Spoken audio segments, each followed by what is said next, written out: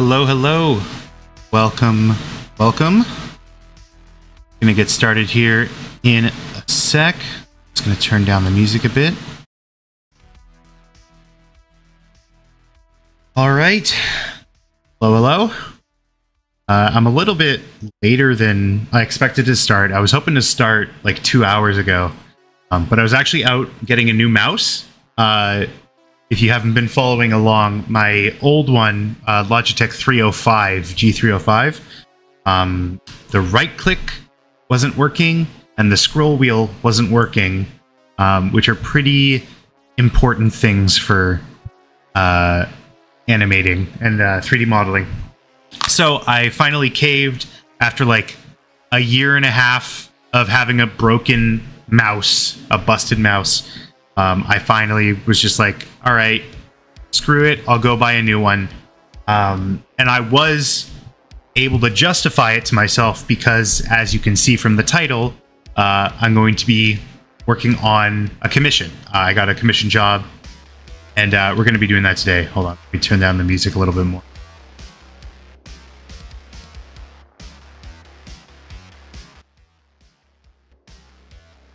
And also, I'm going to turn off the AC because I forgot to do that last night. Hold on.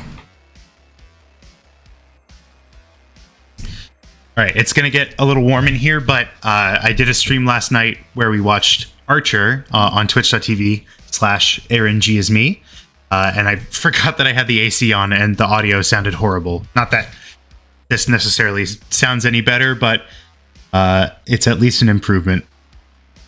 So we are going to be... today we're going to be working on this commission piece that I have taken on. It shouldn't take too long, so we can probably get the whole thing done today in stream.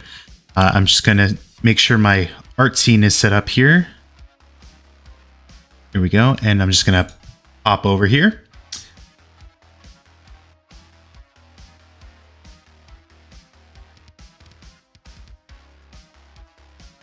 Okay. And yeah, we're just gonna get started. I just need to pull up. Is it doing screen record? I think it is. Yeah. Okay. So I'll have to keep. If you have any suggestions for music, please try to keep it royalty free because I would like not to have to fiddle with the audio later.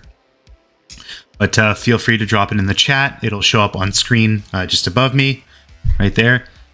And yeah. So this animation is going to be a little transitionary piece. It's supposed to go, it's for a video essayist, and it's supposed to go from the end of the video to the end screen. And what the client wants is essentially an animation of a zipper closing. So I whipped up a couple concept pieces. Actually, you know what? I'm gonna let me bring them up so I can show them off. I gotta organize my scenes here.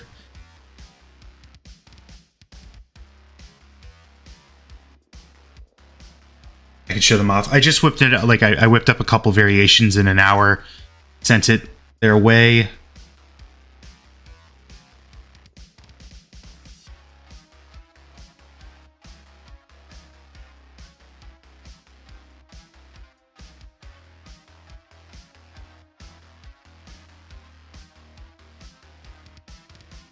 Okay, I'm gonna pop back here. Oh, that's bright. Okay, pop back over here. So I'm gonna show you the three variations that I sent their way. So this was the first one.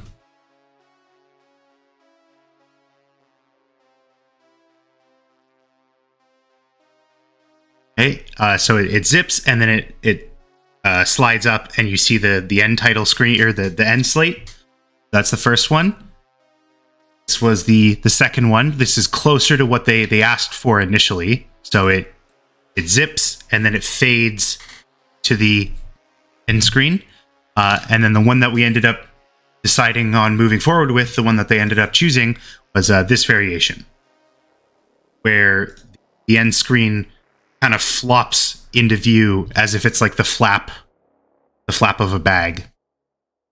So this one is going to be pretty fun to mess around with. We're obviously going to do some cloth physics, have fun with it. I'm going to send like a couple variations of this as well, like one where I use their actual end screen as a texture map, but also one where it's a green screen, so it just reveals what's behind it. But yeah, this is the plan for today. So we're going to get started on that here in just a moment.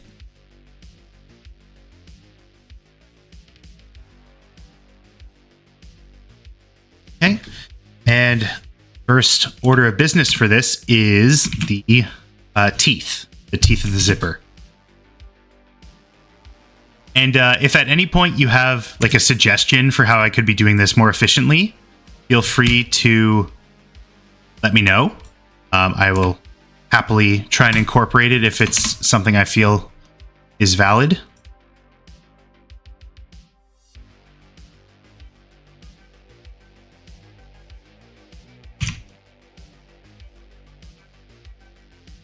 Oh man, this new mouse is going to take some getting used to, because on my old one, I mapped the right-click function to one of these side buttons. So I'm already like instinctively doing that, just pressing the button instead of right-click.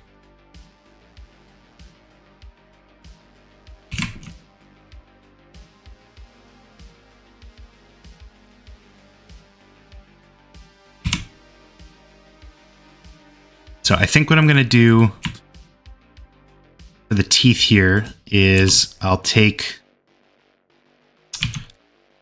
a small cube and I'll instance it with like an array modifier and like copy it over. I think I can actually like bind the array modifier to this object, this Bezier.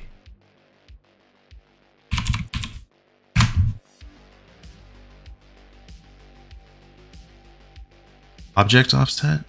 I forget how to do it specifically. It's not offset. What is it? I might have to do this with geometry nodes because I don't remember how to do this.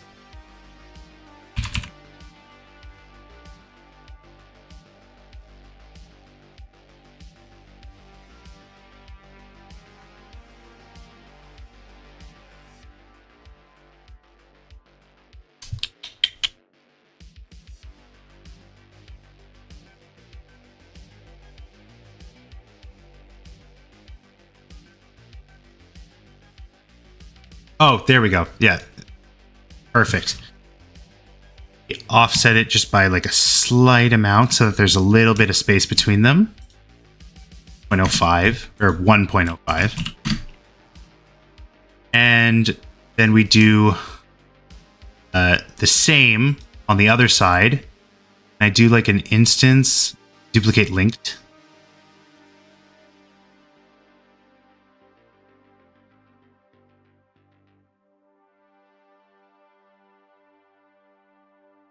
That, and then that way we can make sure that it fits properly. And the way we duplicate it, the reason we duplicated linked is because if I make a change to this one, it should permeate throughout all of them. That's how we're going to be able to. So going to add a subdivision surface, and I've got to do the same with this one.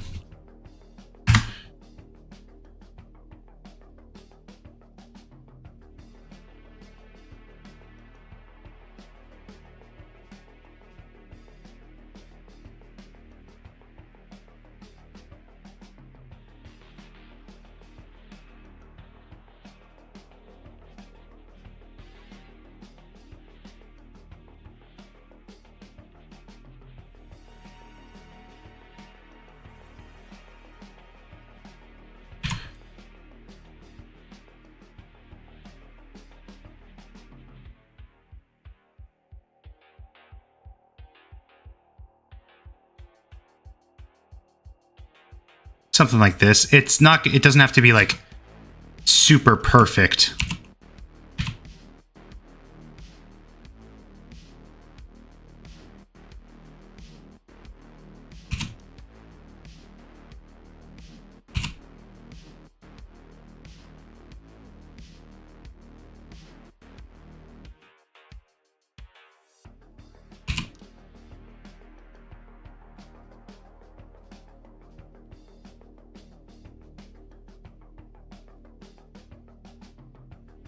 Let's see. I don't think I'm going to do like a hard edge like that, but I will add some more like supporting geometry. That. I'm going to soften these a little. Like negative 0.25.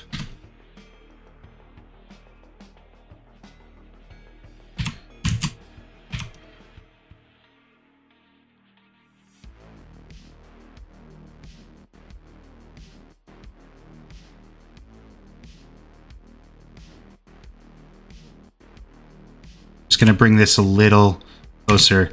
Honestly, that's pretty good as it is. Let me just turn this up, see what it looks like, and smooth it.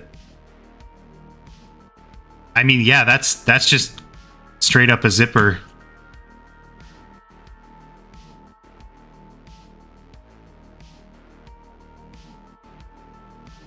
Like, it is clipping into itself a little bit, but I'm pretty okay with that. And obviously we can come back if we need to.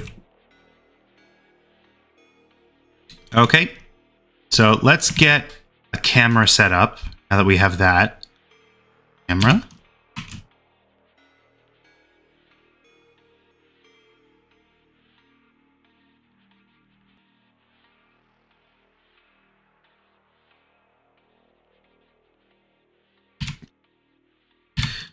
And we're probably going to have to add more geometry to these curves, but in the meantime, that's pretty good so far.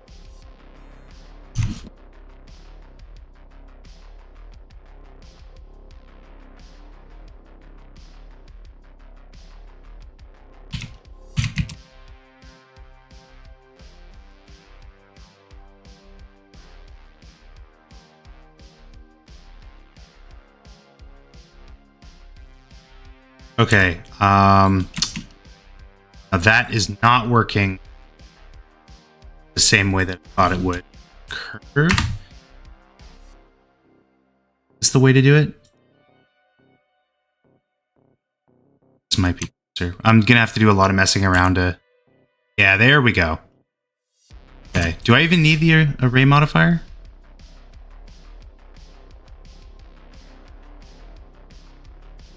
Yes, okay. All right, so this is a little offset, so let's put it in the middle there, and then that, yeah, that lines it up well. And then...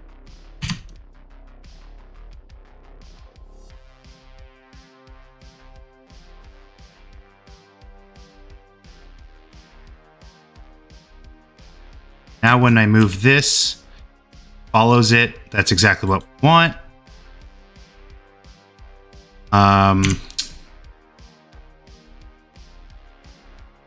You just need it to be like a little bit smaller, or the camera can be farther away.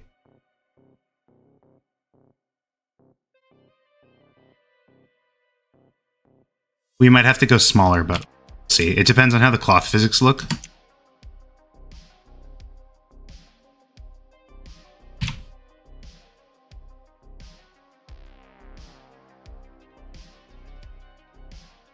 And so we'll set up the curve.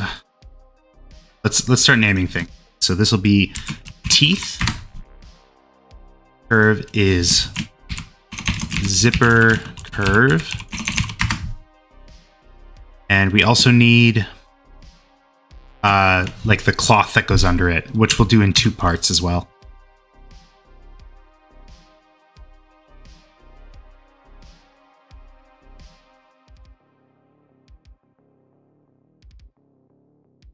Okay, and while we're working on this, I'm going to turn off the subdivision surface.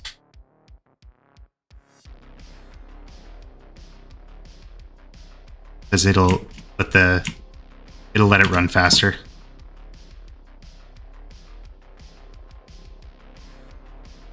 And let's duplicate.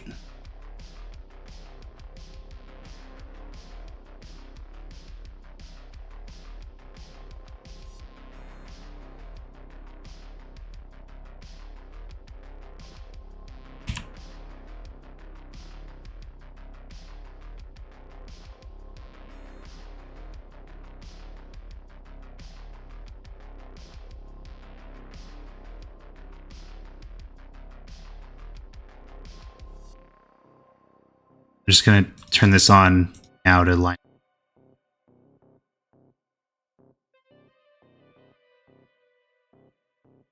I am gonna shrink this just a little.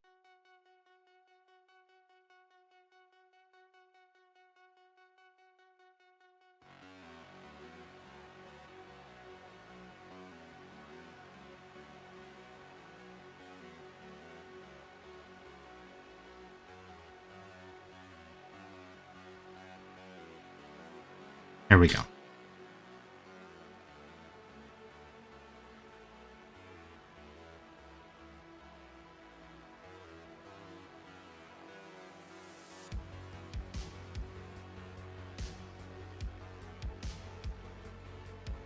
Okay, so there are the teeth set up. Let's get the fabric part. Oh, I have to... This one I have to set up another curve for. Zipper curve top.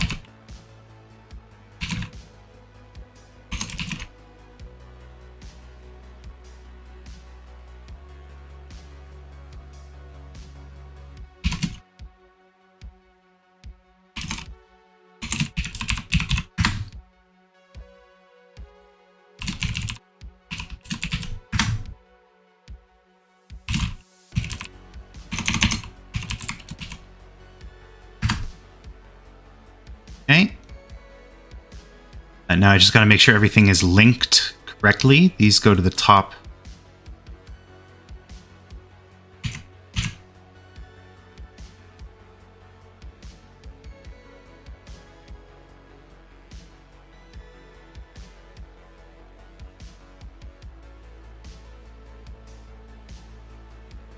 Okay, the only problem is I don't want the length to be like determining the number. Yeah, I don't want the length to be determining the number. I want to just form the...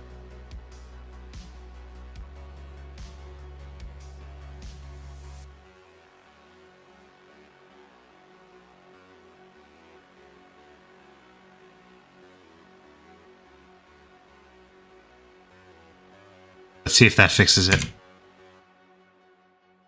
Yeah, that should be fine. So now we just got to subdivide this curve like a bunch. Let's do like 10. No, let's try 5. Start.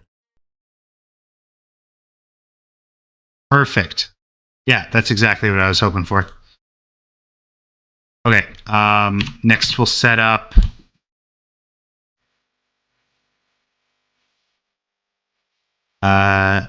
well, we can do the animation stuff after.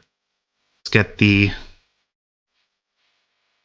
fabric in here. Let's do plane.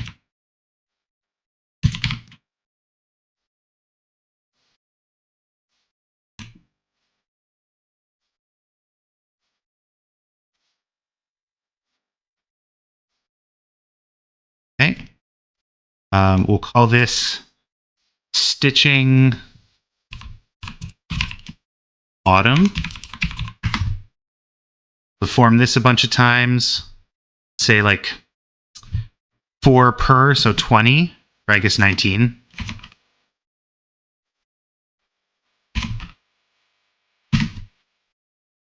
That should be enough. Ooh, actually let's just do like...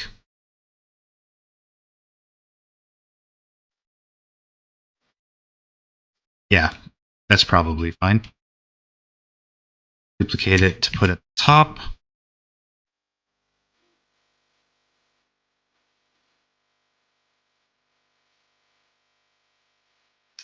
And now if we do a curve modifier for this,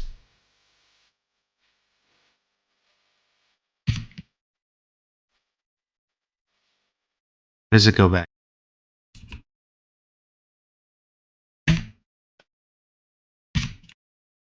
Okay. Curve bottom. Yes! Oh my god, this is already working like way better than I was expecting. That's sick.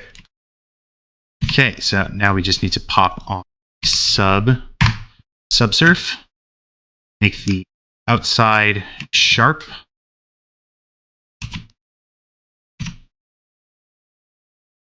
And perfect. That's amazing.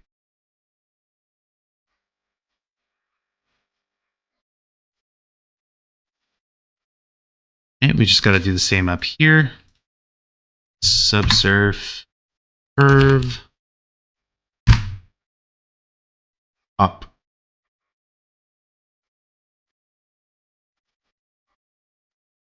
I just realized you can't see what I'm doing on this right side of the screen here, so let me just turn this, the chat opacity down, because there's also nothing to look at on it now. Color correction.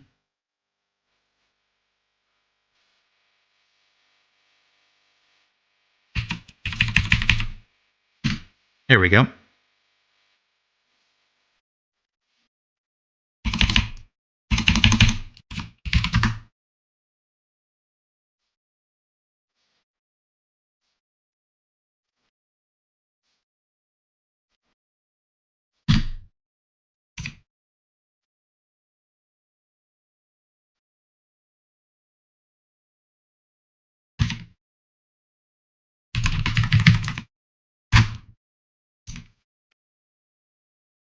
Okay, curve top and curve bottom.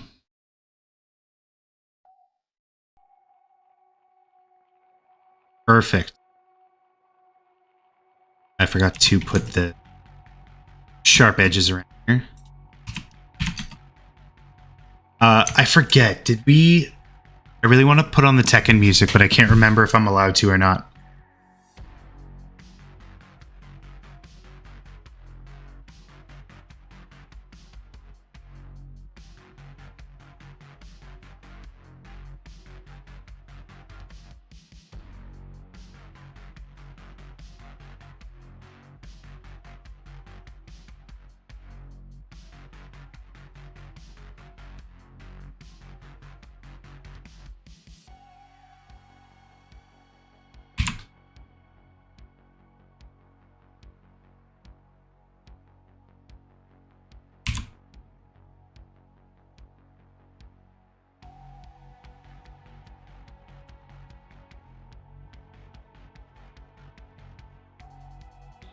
Awesome. This is looking great so far.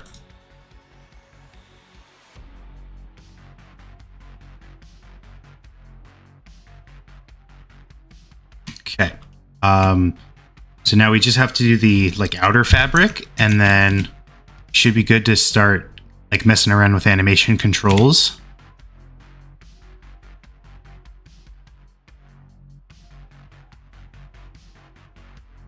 Call this cloth bottom.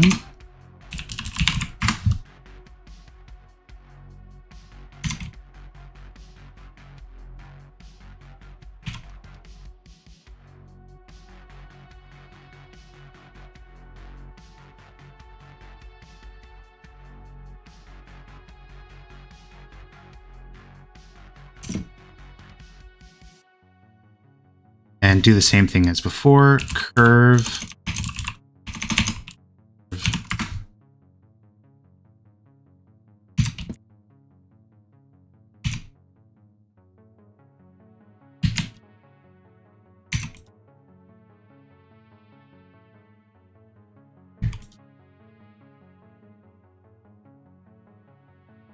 Sub.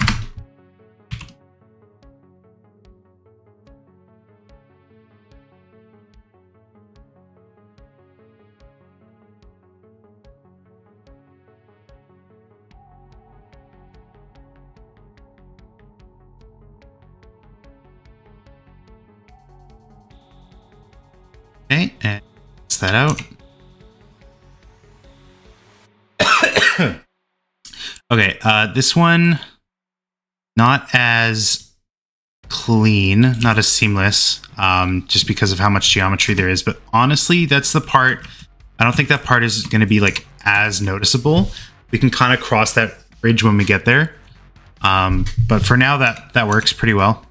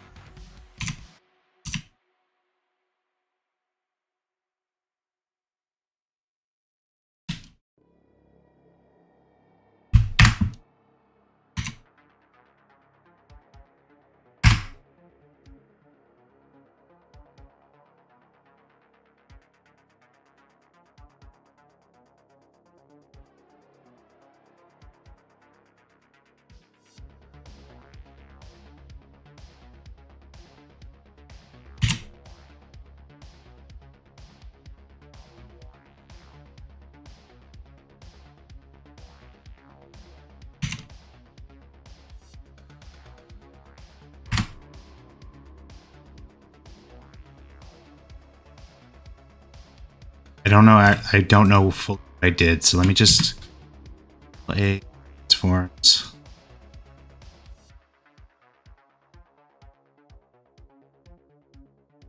Okay, there we go.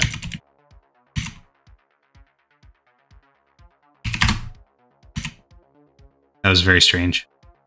This one will zipper top. Perfect. Okay. Just have to extrude this a little.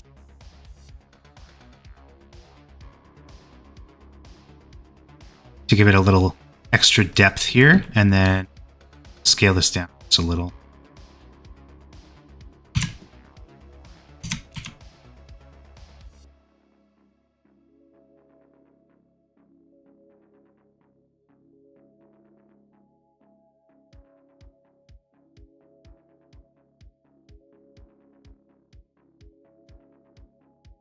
Okay, that should be good. So let's start sorting some of this out. Do a collection. Oops. Do a collection for top. Collection. Oops. Collection for bottom.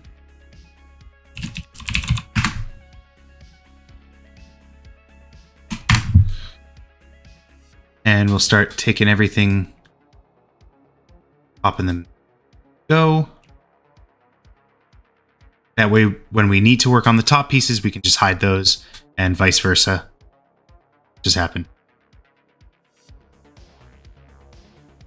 Okay. This is new. Is this rotated? That's very strange. What is going on?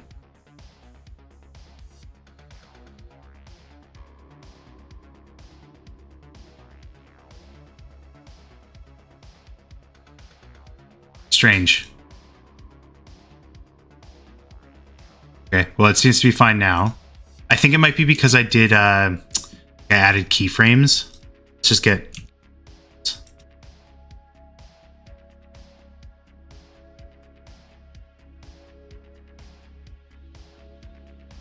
turn off auto key for now. We don't okay, so there's our little zipper thing. Let's start adding in animation controls.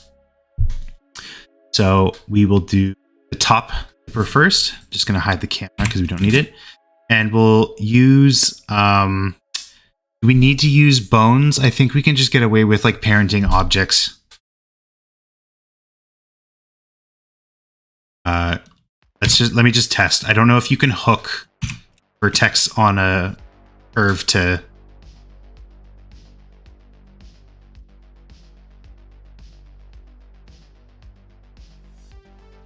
hook.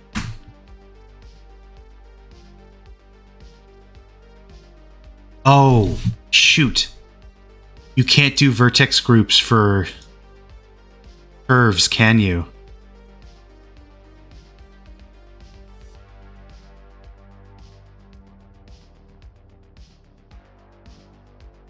Wait, actually, what am I going to do?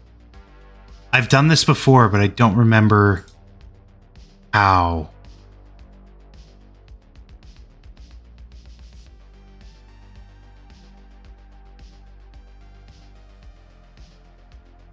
Okay, you know what? I'm going to try and do this with bones, because I think I've done this before.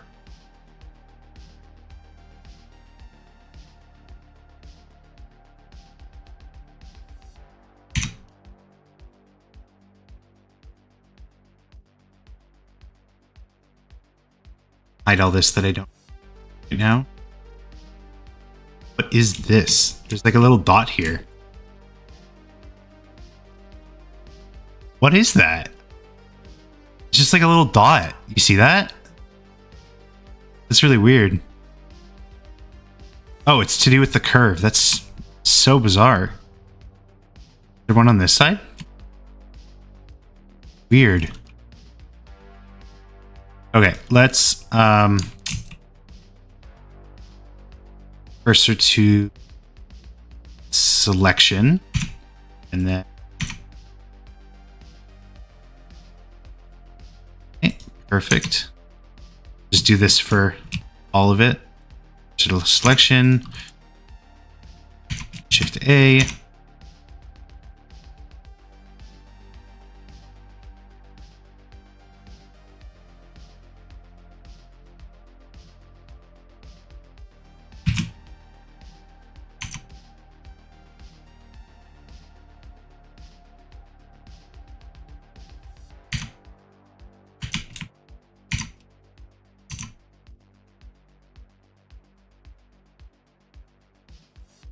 It's moments like this that make me wish I knew Python, because it probably would have been way easier to just write a script that did this.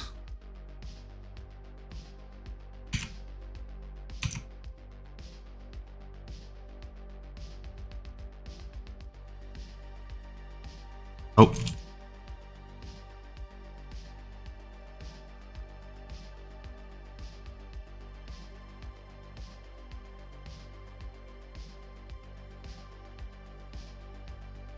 I do want to be more precise than that. Just tell me where the cursor is. Yeah, okay.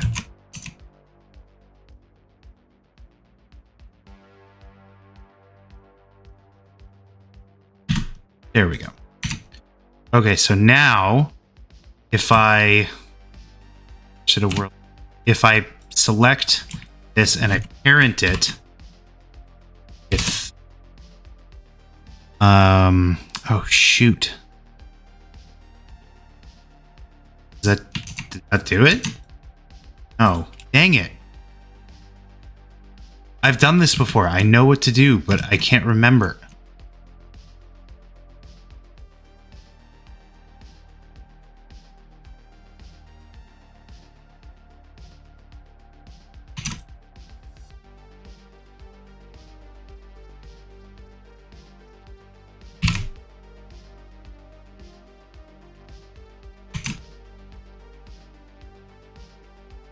Okay, hold on. I'm going to look something up. Quick.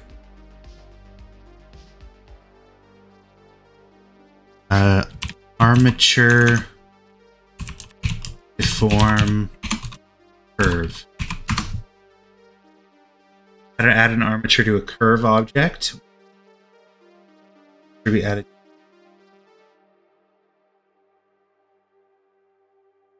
Spline IK modifier and hooks. Okay, I think vertex hooks is a little familiar with what I did before.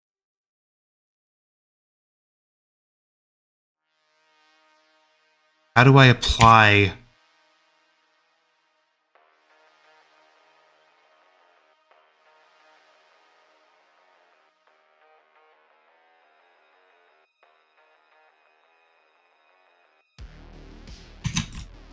Oh, okay. That's a little tedious, but you know what? I can work with that. I can work with that. So let's rename these bones. Rename the bones here. Call this bone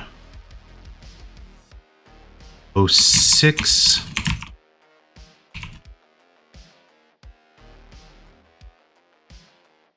Oh.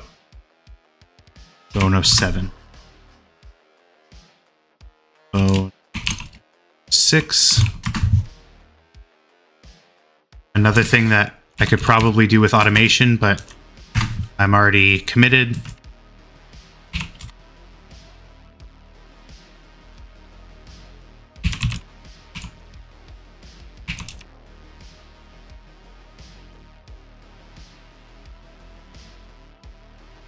Three.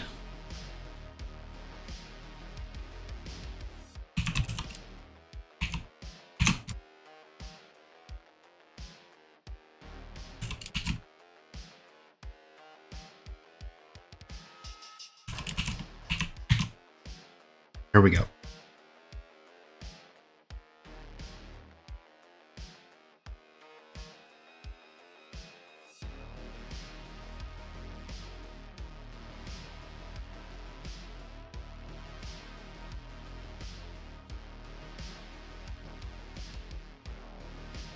Okay, now to hook these vertexes on to the bones.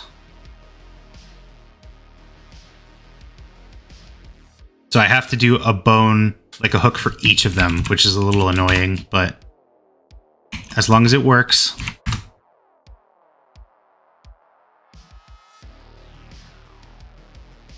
Two, 3, 4, 5, 6, 7. Bone 6.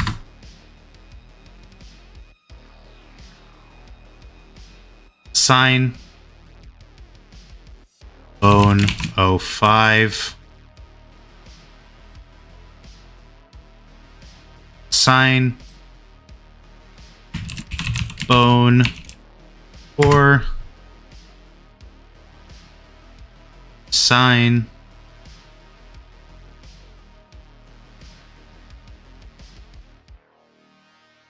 Oops.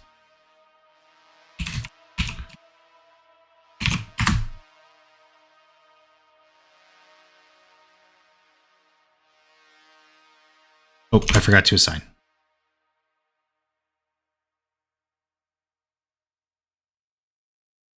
Riveting content, I know. This is the very glamorous world of 3D animation and art that they don't tell you about.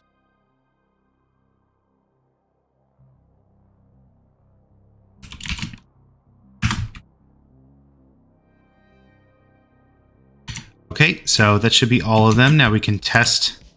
That's working. That's working. That's working. Works. That works. That works. Perfect. And the rotation even works too. And scale. Wow. That works great. Now, the real test comes into play. What happens when we turn everything on? Because in case you were not paying attention to the hierarchy here, these objects are connected to the bone, and the bone is connected to the these objects are connected to the curve, and the curve is connected to the bone. So hopefully the bone should move these pieces, and they don't. Oh, because I'm in edit mode. My bad. That was terrifying for a second, but we made it. We did it. That's a little concerning. Is that going to happen when subsurf is on?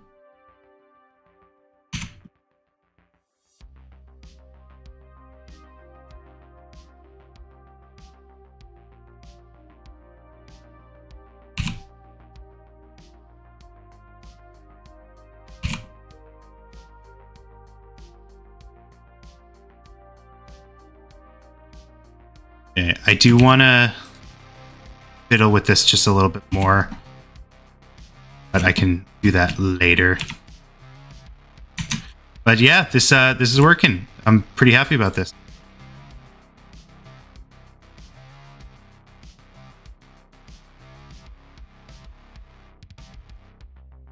Okay, it's not deforming in 3D space as well, but it's fine. We are going to be in 3D space anyways. not clear parent. I want clear. They're not reset. How do you? Oh man, transform. Oh, clear transform. There we go. It used to be so easy when you did that, and they moved it for some reason. Okay, that's that. I'm just going to make a little circle object here and change the shape of the bones. It's a little easier to read.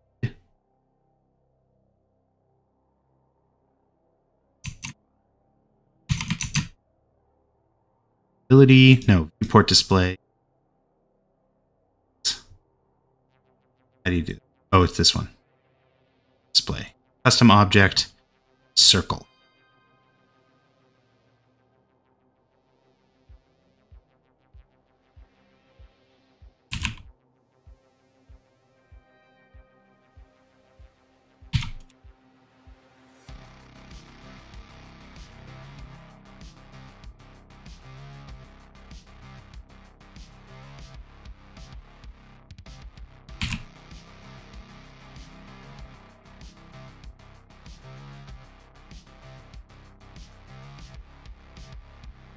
There we go.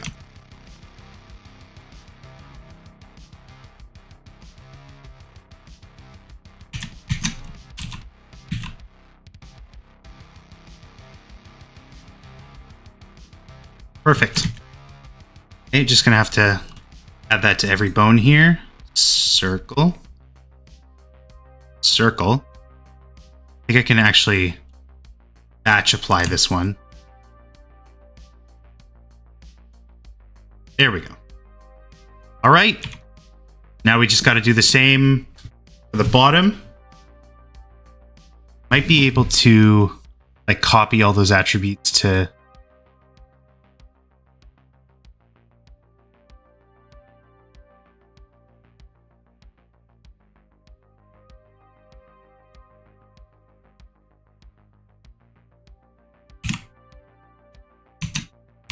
Okay, we're going to duplicate this armature and we're going to here. We're going to call this one bones bottom.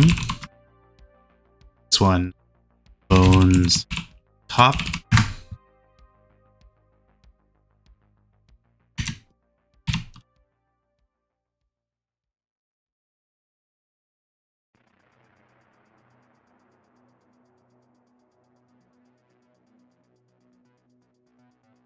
Okay. And see if we can just copy the attributes from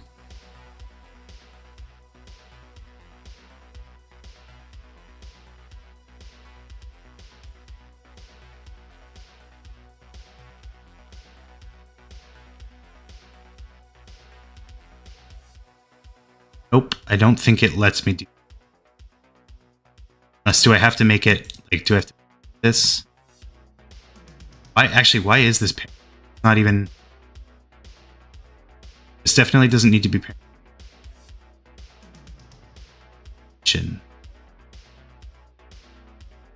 Okay. Let's make sure that didn't break anything. Nope, still works. Okay. Now maybe we could copy from this to this. Not supported for collision or hook modifiers. Great. So we gotta basically just do that all from the beginning again. Hook 2, 3, 4, 5, 6, 7. Oh, you know, I should.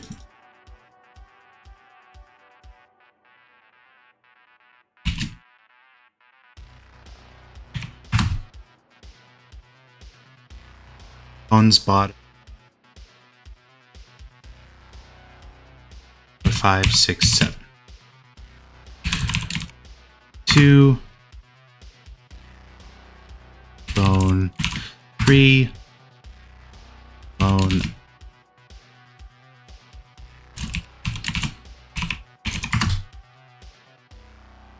It feels so good to have a functional scroll wheel. Again, it's actually insane how bad my other one was.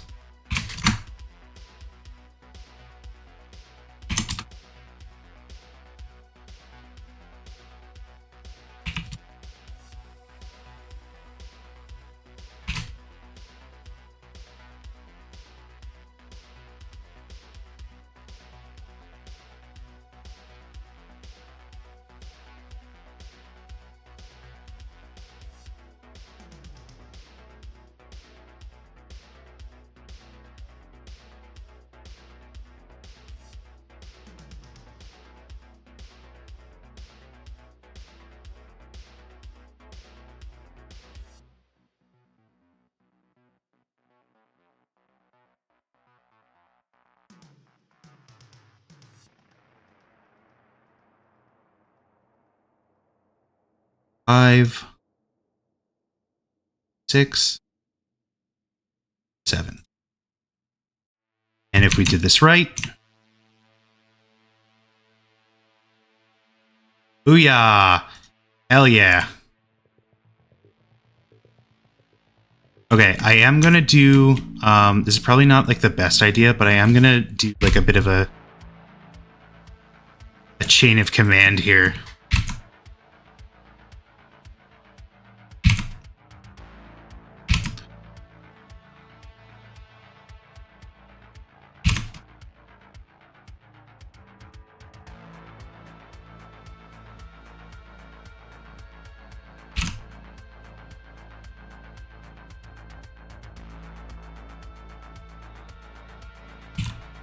Interesting. Okay, that doesn't work quite the way I expected it. So, I think maybe not.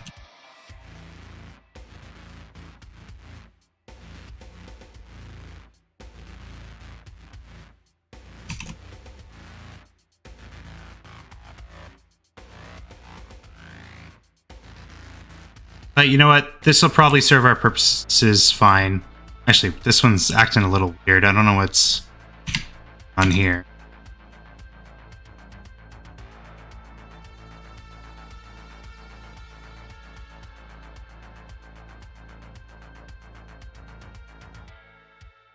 Strange.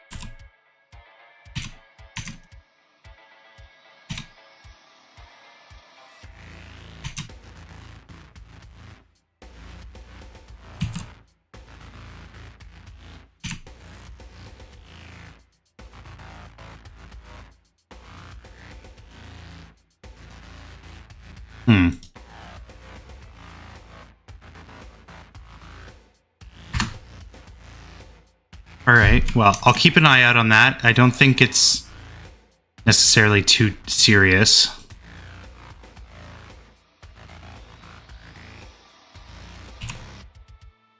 Okay, that is weird. I don't know why it's behaving that way. Should I just delete the bone one? That's what things. This is bone 5. Oh, actually, why is it?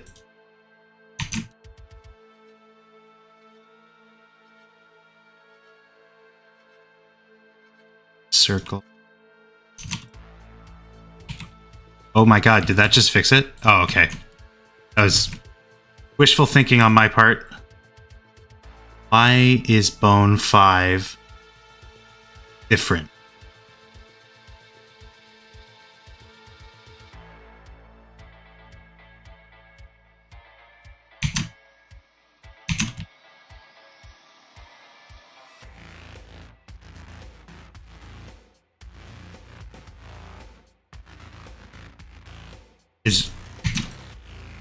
Yeah, it's not here.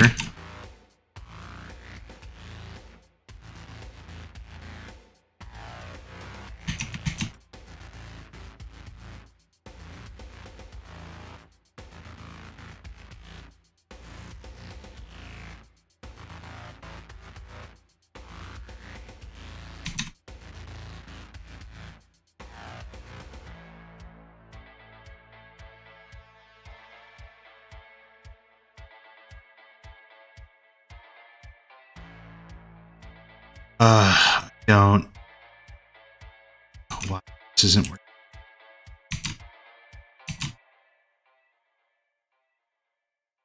Why is that fine? But this, it's so weird.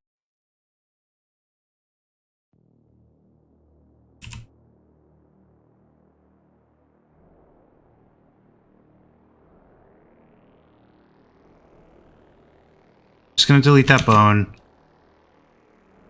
That do. What the?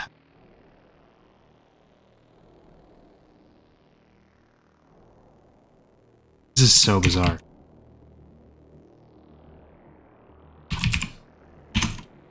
Well, that's not.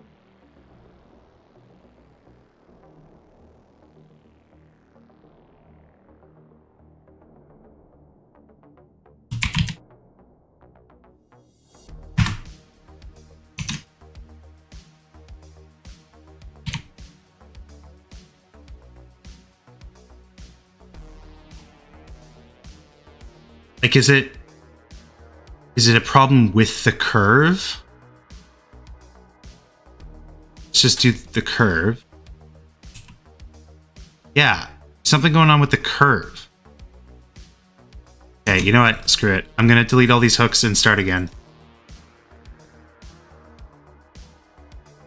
Hook. I'm gonna just take it slow, do it properly here. Bone. 01.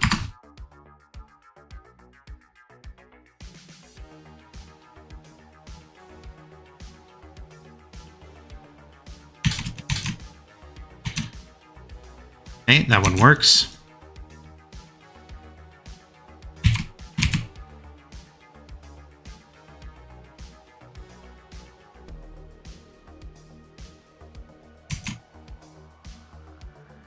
Okay, bone 2 works.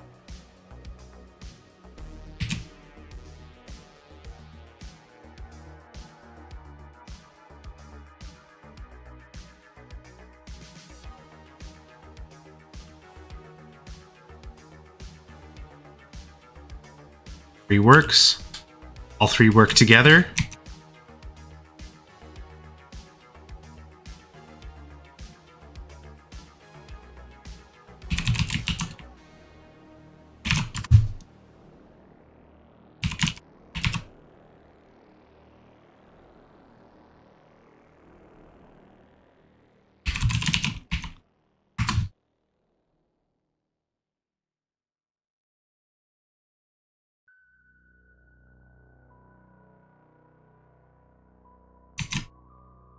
Coming up on the problem bone here.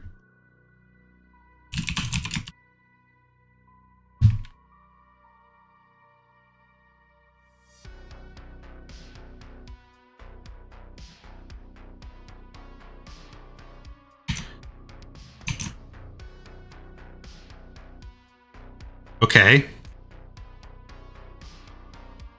Weird. Why is it doing that? Oh.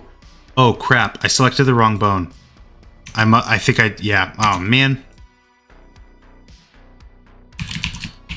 Maybe that's what I had done before. That's why I messed it up. Damn.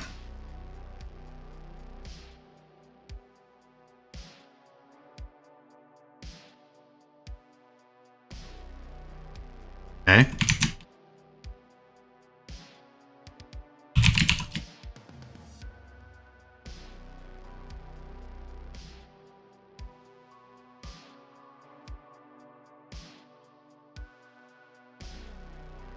These work. Oh, that's looking promising.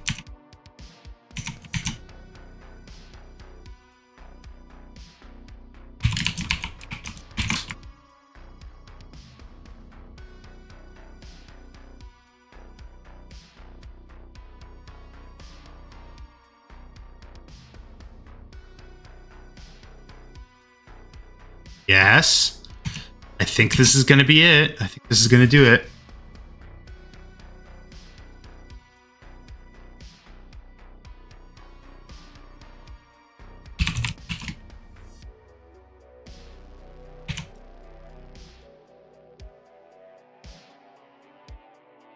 Yay.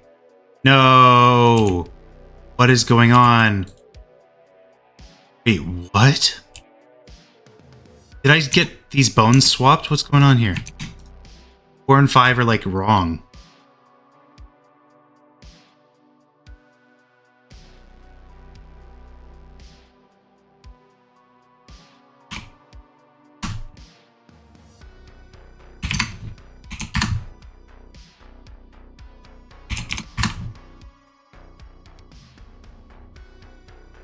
These have just been that. I don't want to have to mess with this further. Yay. Okay. Alright, that was a big pain in the ass for something that I still don't fully understand why it wasn't working. But at least it works now.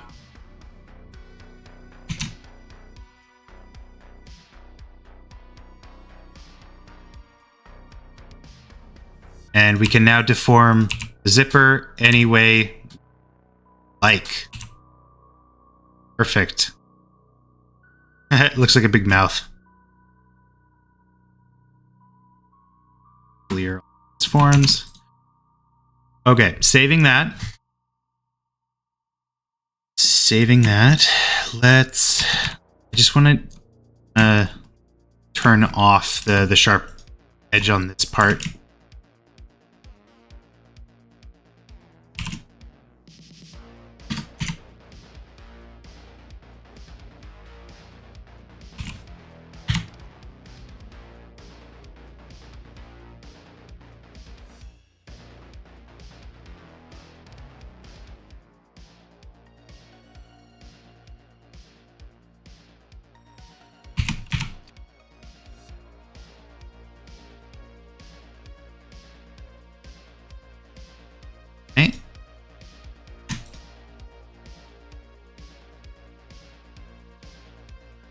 Awesome. All right, this is looking good so far.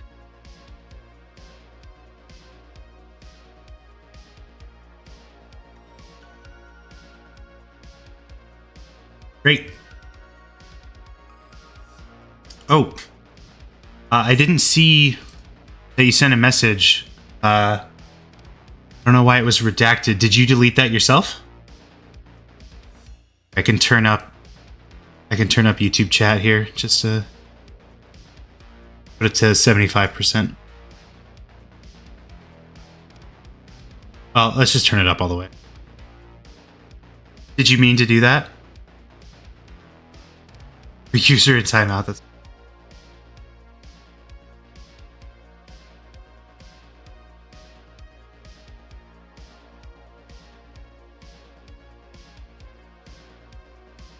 I just got here and that chat disappeared. Okay, well, it's fine. We don't have to like relitigate whatever it was. If they deleted it, then that's fine. Also, welcome to the chat on development team. Glad to have you here. If you need a catch up as to what we're doing, we are working on a commission piece. It's going to be like a transitionary piece from one scene to an end scene. And it's involving a zipper. That's why we're working on this. We just got finished rigging up the zipper itself, so we can now position the zipper any way we want, with a little bit of cleanup that's going to be necessary, but it's working pretty good so far.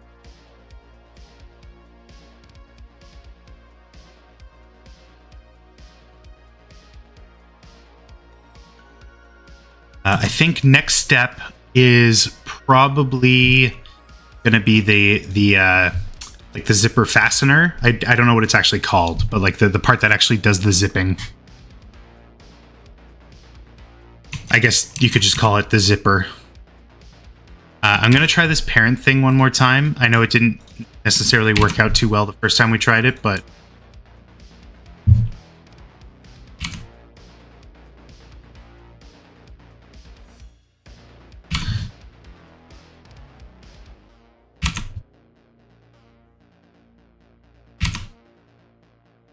see how that goes.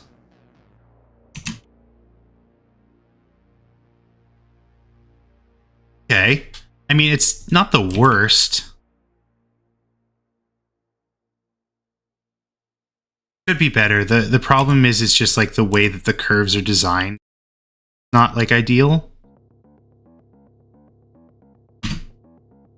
That sounds amazing. I've never thought about how people make those kinds of transitions. Yeah, the client actually sent like an example of a green screen transition that they liked. So I'm basing it like kind of off of that, but I came up with my own storyboard. Here, I can actually I can bring it up again because you might not have been here when I showed it. This is what I sent to the client. They approved it. So the zipper closes and then a flap comes down that has their end screen on it. So that's what we're going to be doing today.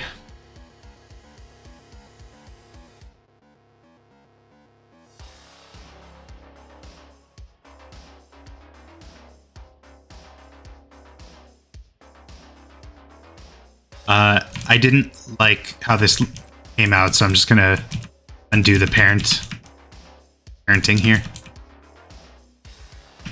And I'm also pretty thirsty, so I'm going to go get some water. I'll be right back.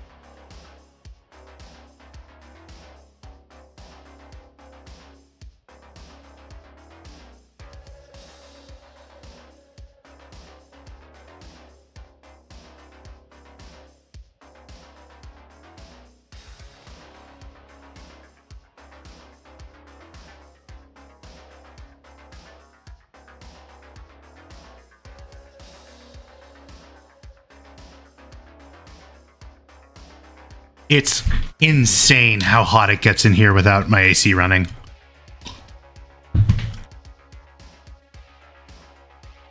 I've been trying to think of a reason to use a data mosh transition in a scene.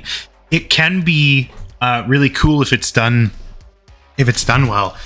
There was a project, I can't remember which animation it was. I was doing a daily animation that I wanted to do data moshing with, but when I tried it, it didn't end up working the way I wanted. I think it was like the Mekon one where she like glitches out on screen. That was like years ago, which is also really wild to think about. Okay, I'm going to pull up a reference image. Whoops. I'm going to pull up a reference image of a zipper so I know what I'm going to be modeling. Zipper.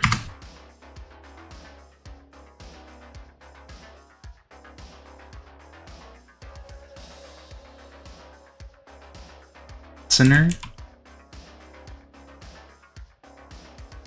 Like, how do you look up just a picture of a zipper? Oh, there we go. Okay, this isn't the highest quality picture, but it's gonna have to do. This is what I'm dealing with. It's not the best. I'll figure it out.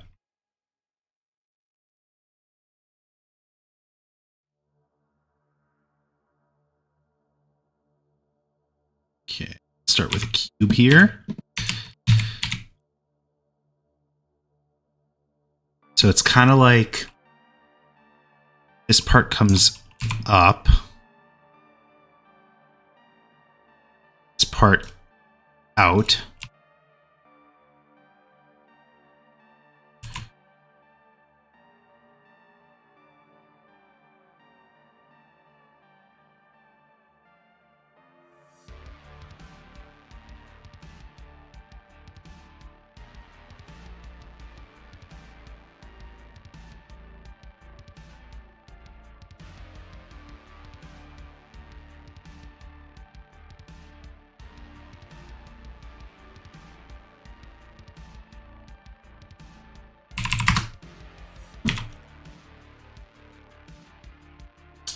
You know what would be so cool? I'm like noticing this now. If you could like rotate windows. Like if I could just like rotate this window to orient these like in the right direction, that would be so cool. Why doesn't Windows have that?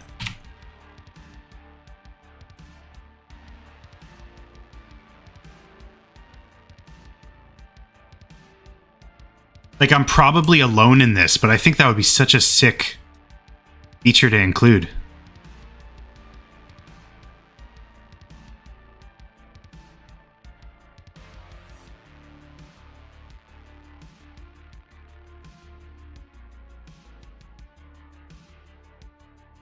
This part goes up like this.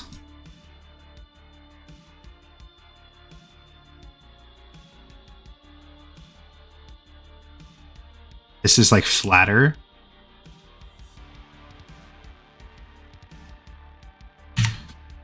Okay, and then I gotta add a subsurf. Gotta add in some supporting loops here.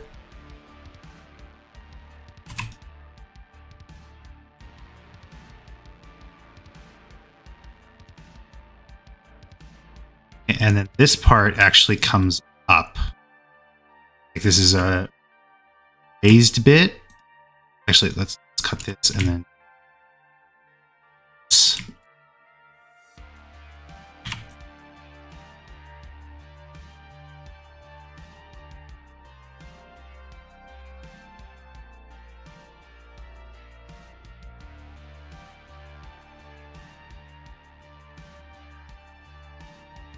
I can see it. I have multiple monitors on an arm that I can manipulate, and that would save time. You know what? I didn't even think of that. I can also do that. I could just rotate my monitor itself. Like I just rotated. That's brilliant. I don't know why I didn't think of that.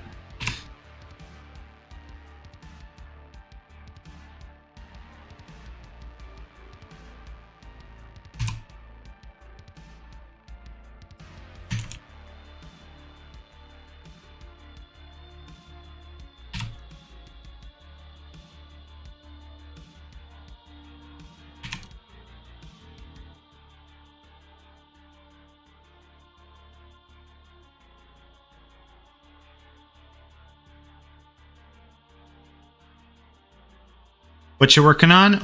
Welcome, first of all.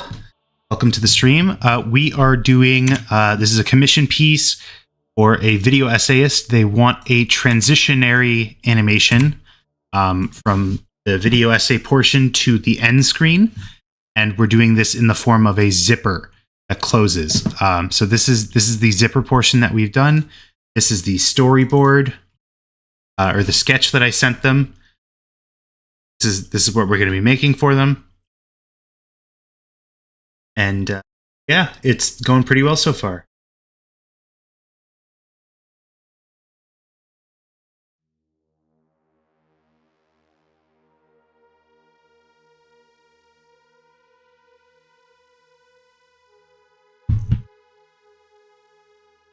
Looks great. Thank you. Thank you. Thank you. It's been pretty fun figuring out some of the little stuff that I've forgotten along the way.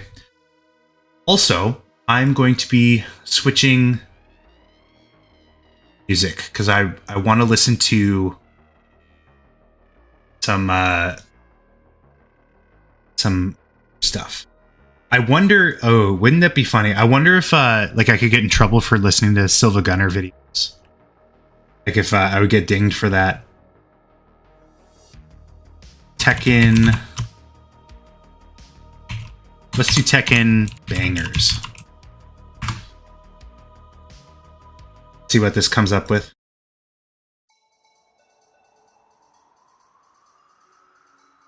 Best of Tekken 06.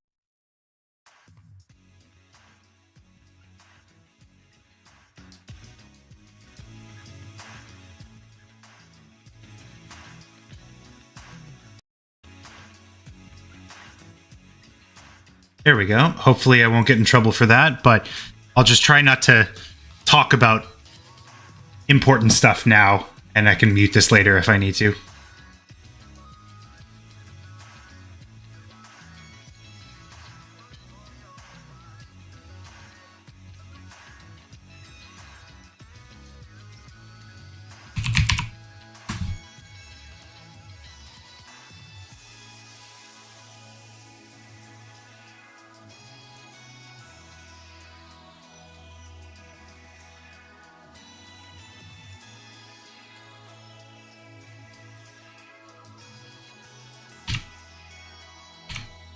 So this part curves up a little bit more.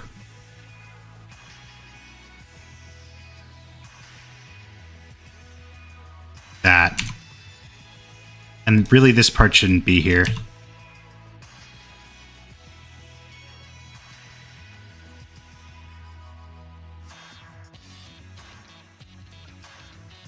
Okay. Not bad, not bad. This needs to be like a sharper point like that.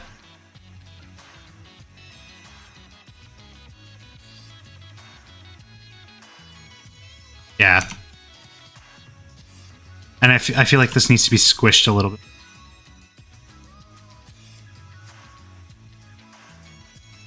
Okay, let's see what it looks like. Smoothed out a little bit. That's pretty good. It's pretty good. There's some faces I gotta delete here. There we go. That's not too bad. Am I missing anything? On the top, I mean. I think I'm gonna squish this a little bit.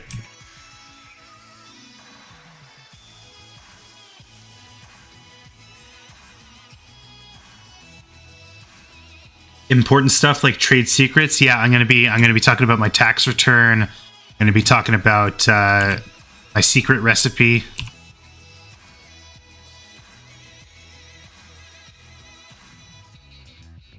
I think that's pretty good, pretty solid.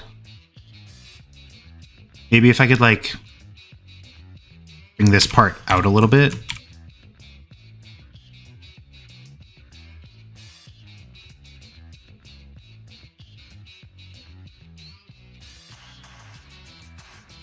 Like that.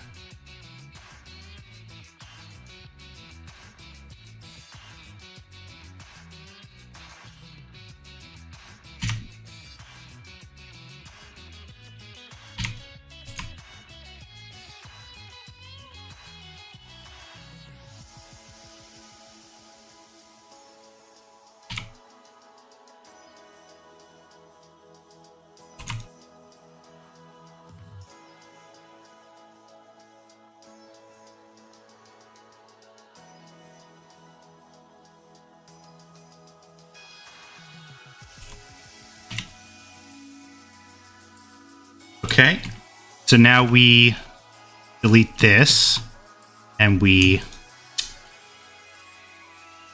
this part is like pretty open. So let's just, I'll do this like polygon by polygon. This, like this. I don't actually know how zippers work, like functionally. So I'm not going to make like any guesses, because you're honestly not even going to be able to see this anyways.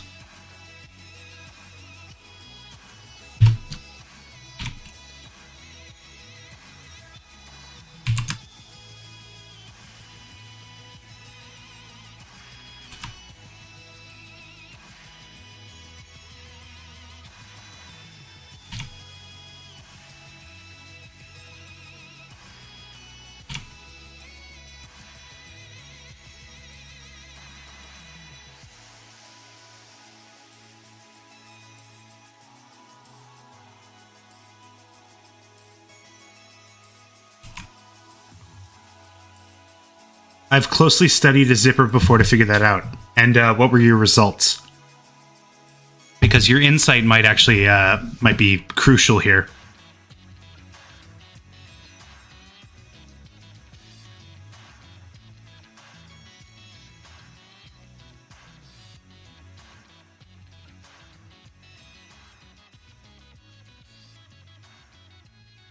I feel like I have to bring this up a little. It's too tall.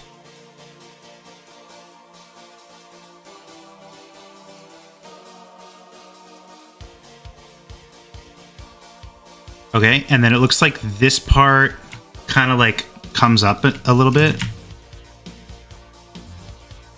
Like that.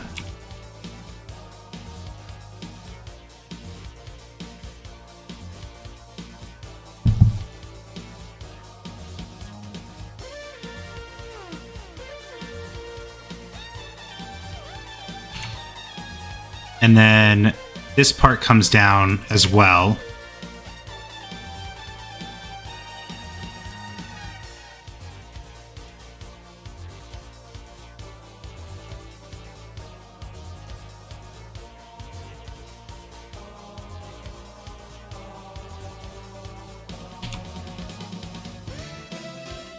And then this little area is like open, and then this like closes off almost.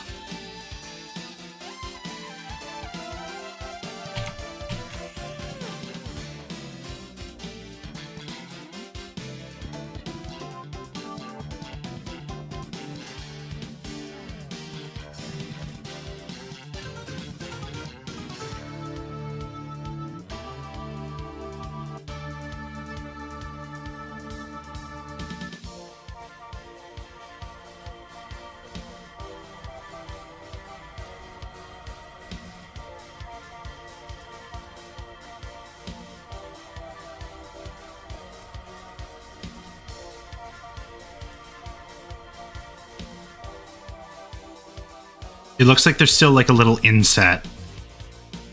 To me, they're two parts magically become one once they go through the thing. Since it's magic, it is reversible though. And that makes sense to me. Flare, by having the front end flared, it bends the teeth back so that they lock as they get closer. Interesting. Like this front piece, you mean? This front end is flared? I can like kind of see that in the picture I'm referencing, but again, like oh, this is a way better picture. Hold on. I should have been using this. This one's like way higher res.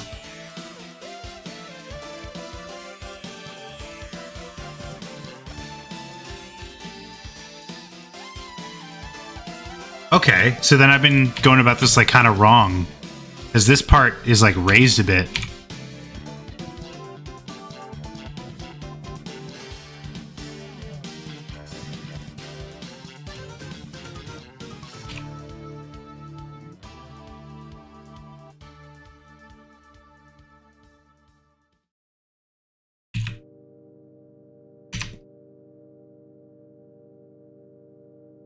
It looks like a little monster. Okie doke.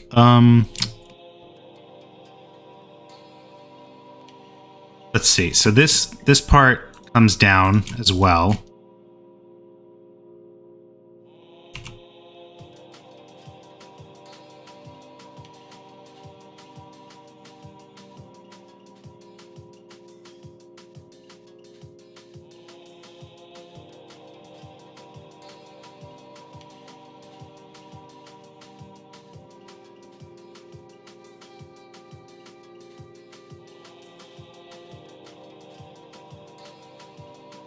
Okay, and then this piece, let's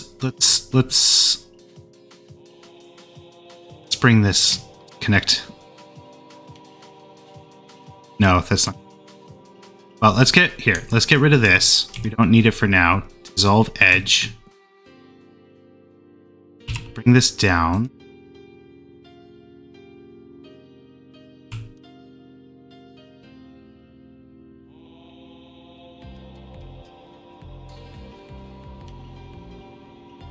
Perfect. That'll make it a little bit easier.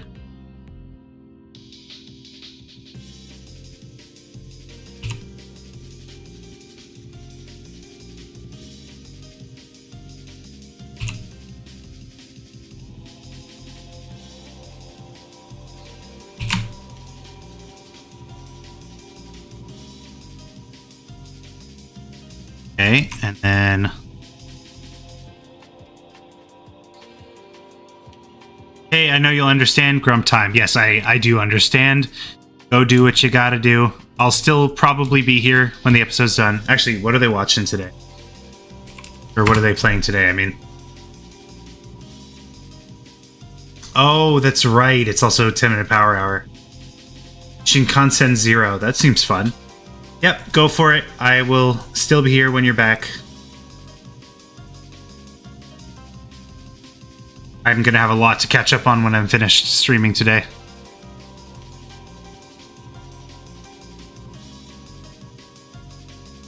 Yeah, this is partially why I was hoping to start a little earlier, but it didn't end up happening. Because, like I said, I was getting a new mouse.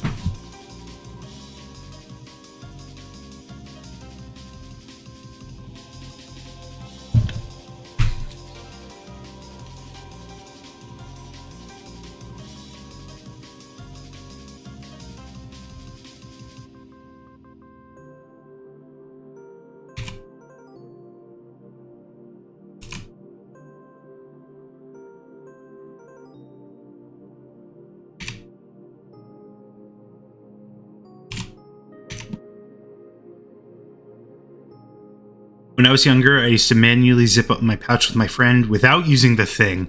Like, clipping the teeth together, that's funny.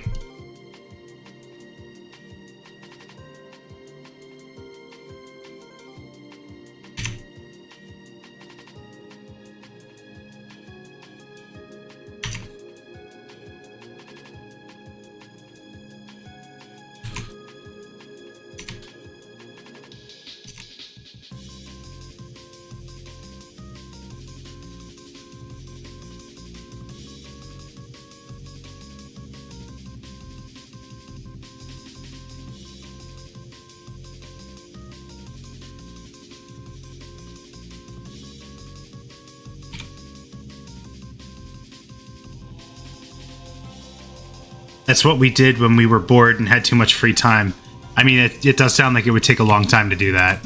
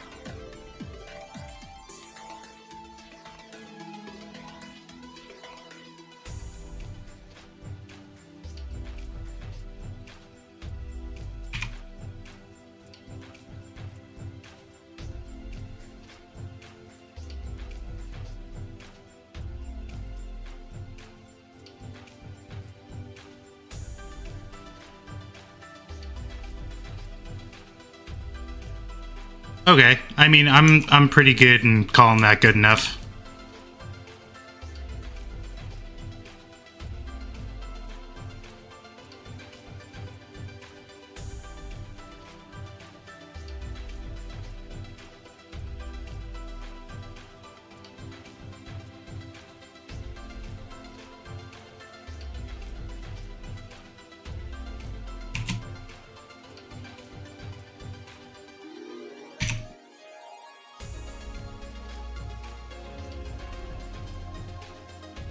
That's one delicious looking thing. That's what I tell myself in the mirror every day. Never mind. I just realized what that I redact. I retract that message.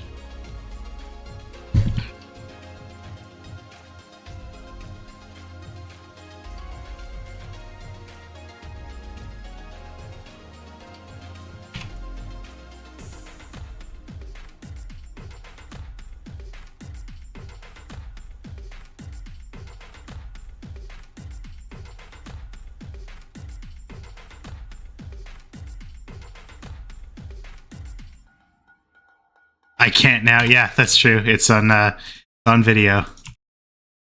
There's proof. There's video evidence.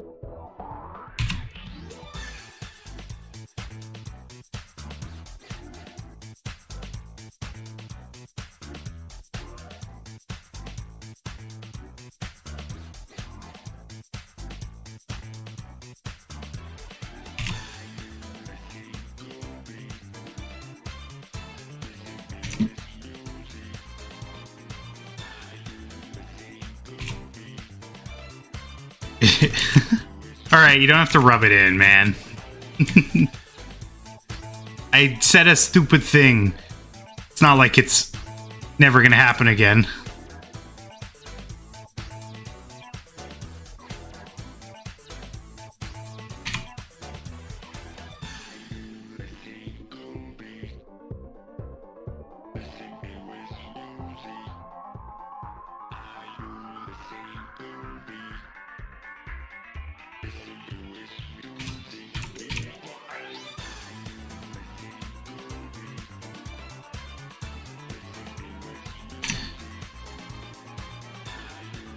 Okay, let's say that is good.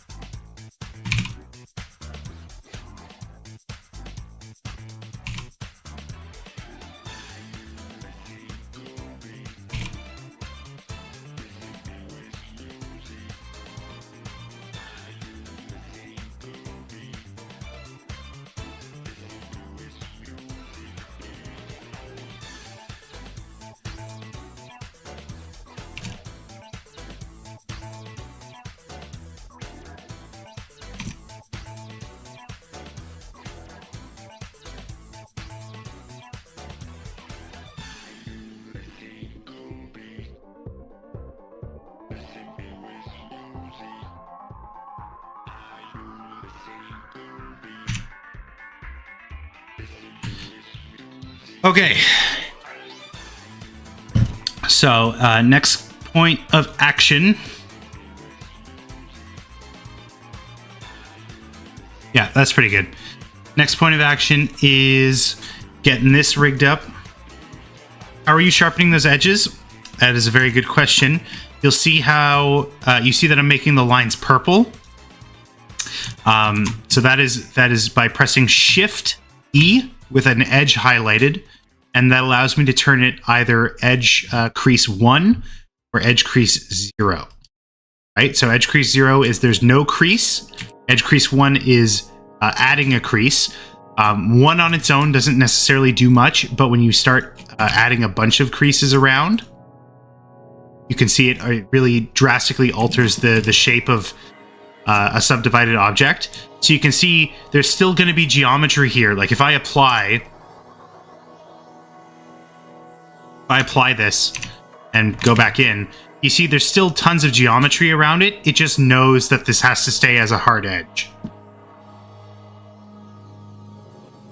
So if you don't want to add a lot of geometry, but you do still want to have like a sharp defined edge, Shift E is to add a crease.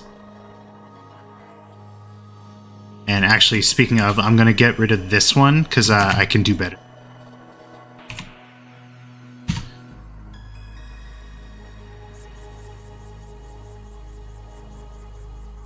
It's helpful. Yeah, it's definitely a very useful tool.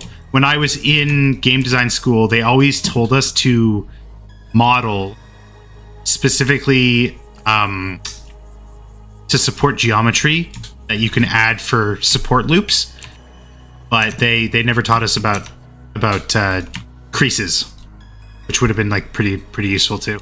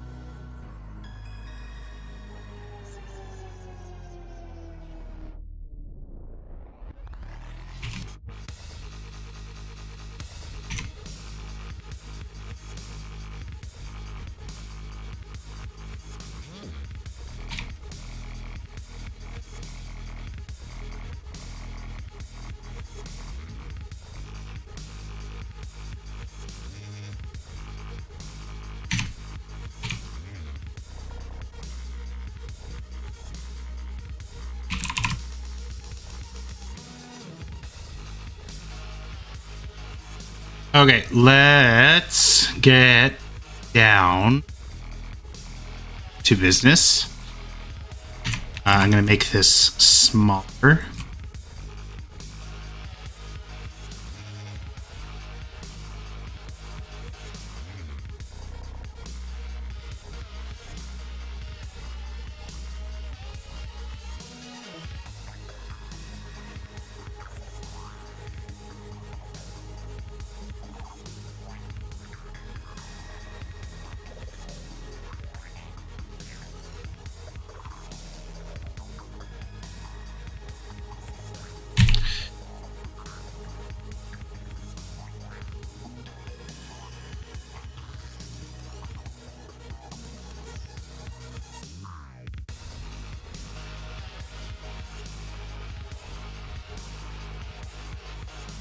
And I forgot to add the little chain dingly-do, but that's easy enough. So let me just pop something on quick like.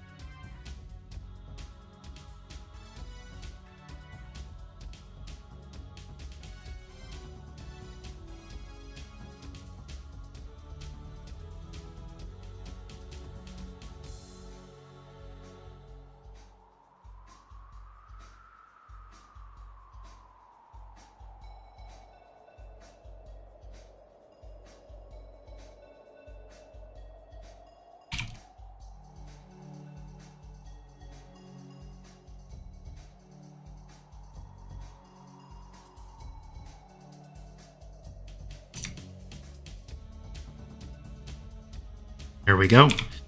Okay, so now I can... actually, should I combine these? No, I can... It's fine. I'll just open at the same time. Hope you are control S-ing. Yes, I am trying to consciously save as frequently as I can, but thank you for reminding me. Oh, I just realized I forgot to change the now playing Tekken Bangers.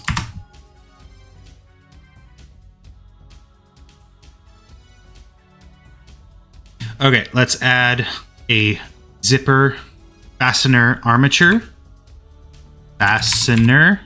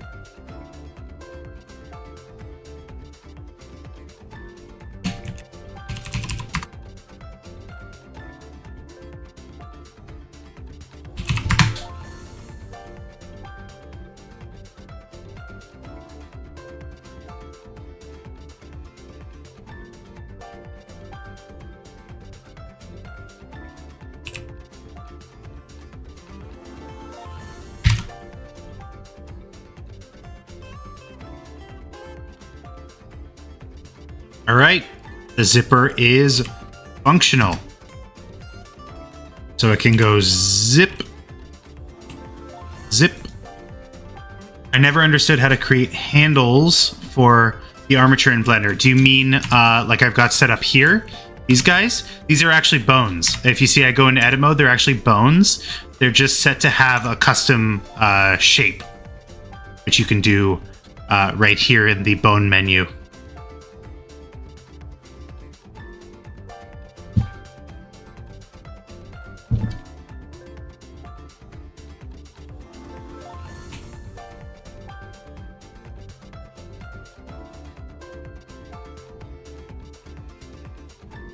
Okay, I'm not ready to like go ahead and do everything, but let's give this like a little testaroonie animation.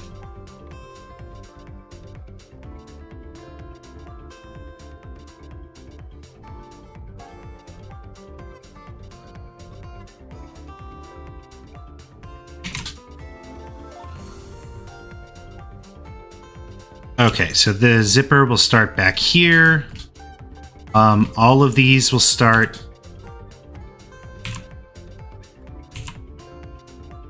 up here.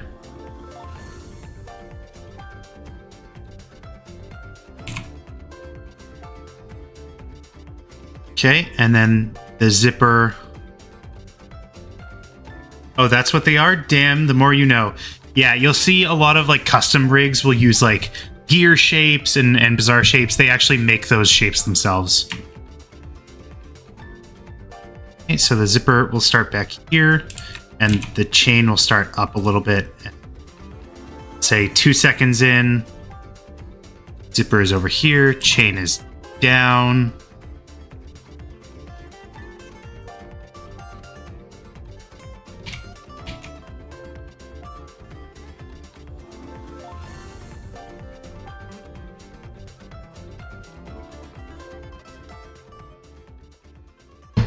Okay, so now comes the very fun and tedious part where we're gonna hand key the zipper.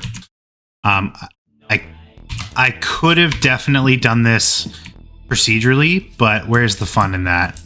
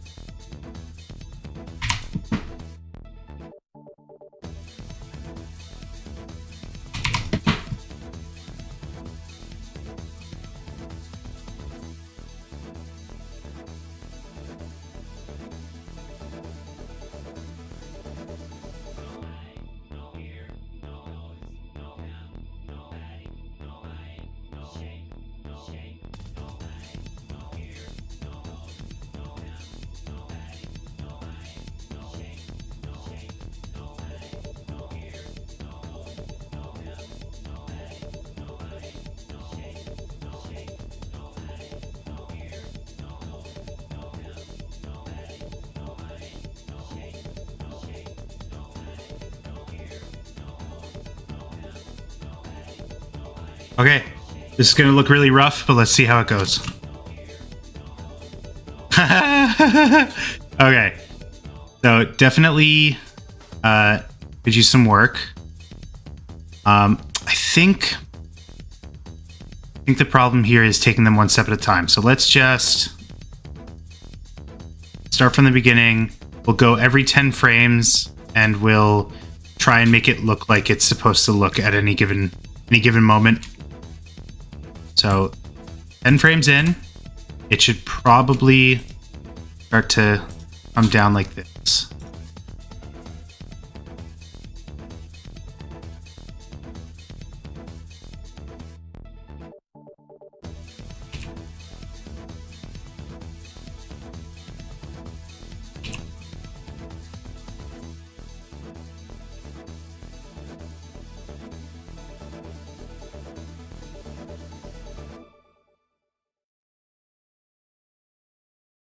Should be reset back to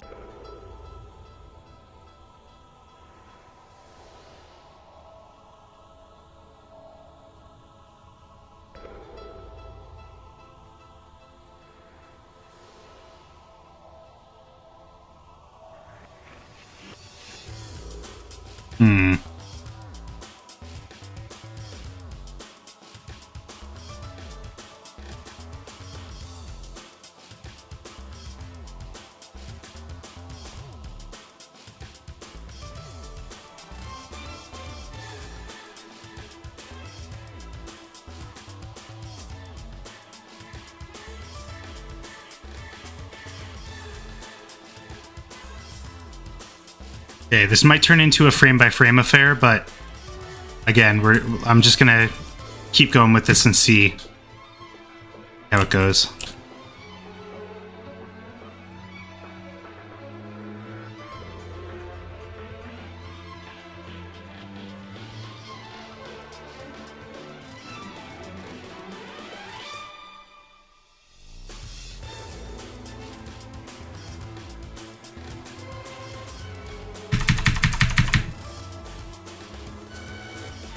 Okay.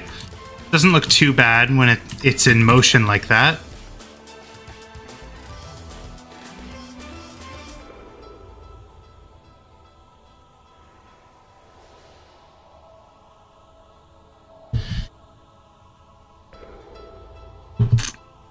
Okay, it's getting unbearable in here for me, so I'm going to turn the AC on. I'm not going to talk for a bit, but hopefully that'll make it a little more comfortable.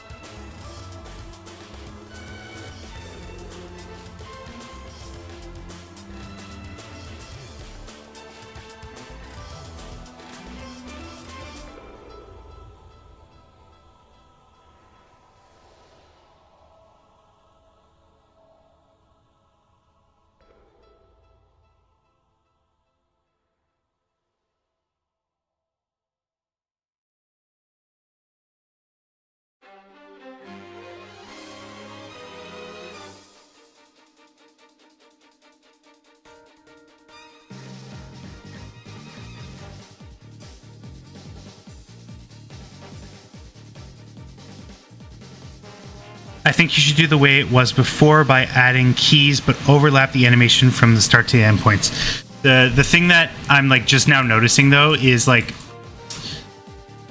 if you think of a zipper, there really isn't a point where the zipper chain, like the teeth aren't touching the fastener, and with interpolation, that's just what it's going to end up being.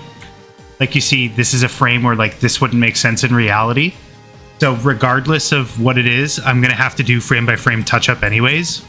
Like I probably am not going to be able to automate this. I could probably automate it, but like I would have to do a lot of math.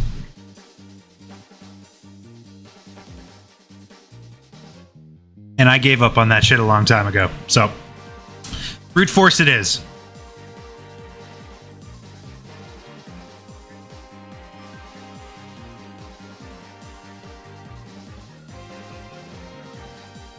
And honestly, like this is pretty good so far. Like obviously there's like a weird, that jump is a little rough, but you know, we can work on it.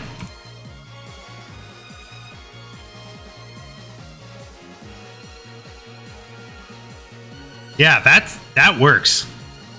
Math, the crystal one. Yeah, blue math.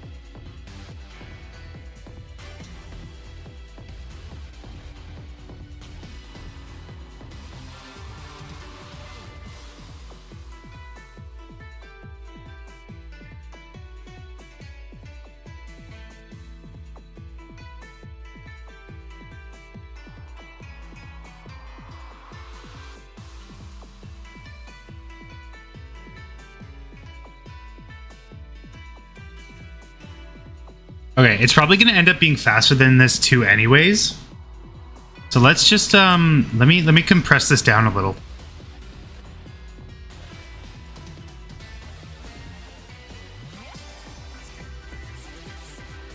So it's like a little choppy. But again, like this can be worked on.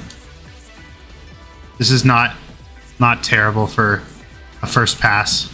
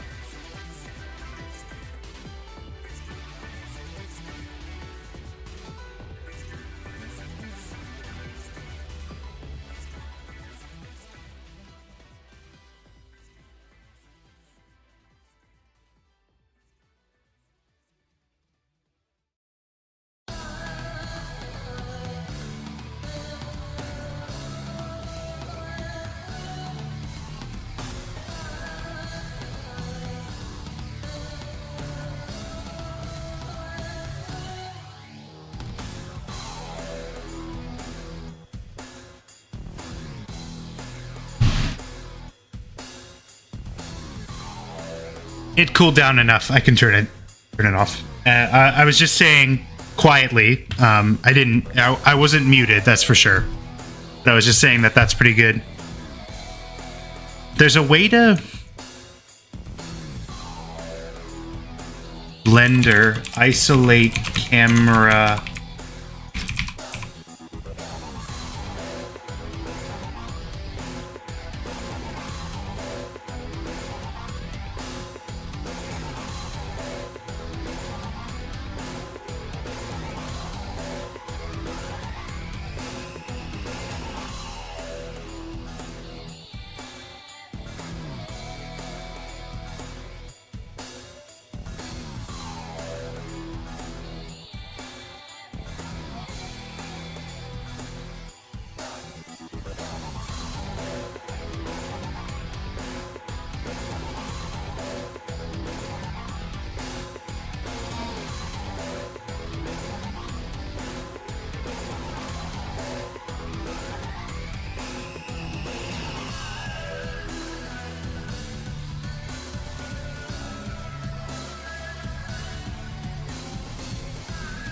Please don't isolate cameras, they're social creatures.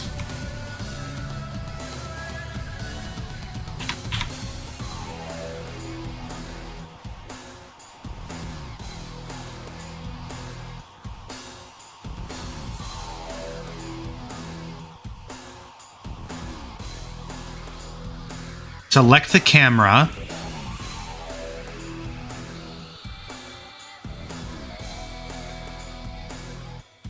Object properties. Object data property.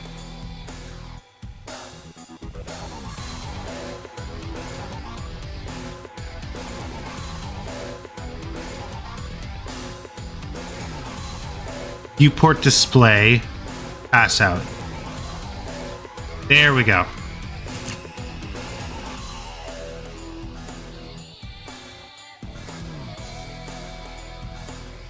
Okay, that might even be like too slow. Let me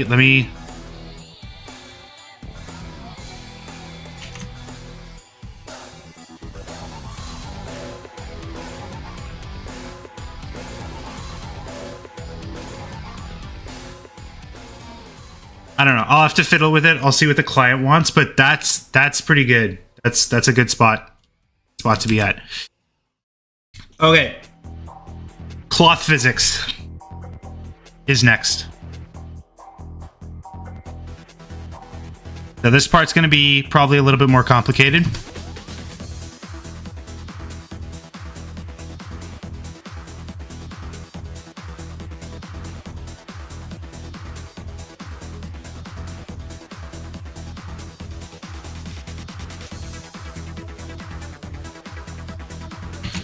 Let's clean some stuff up here first. Close that, close that.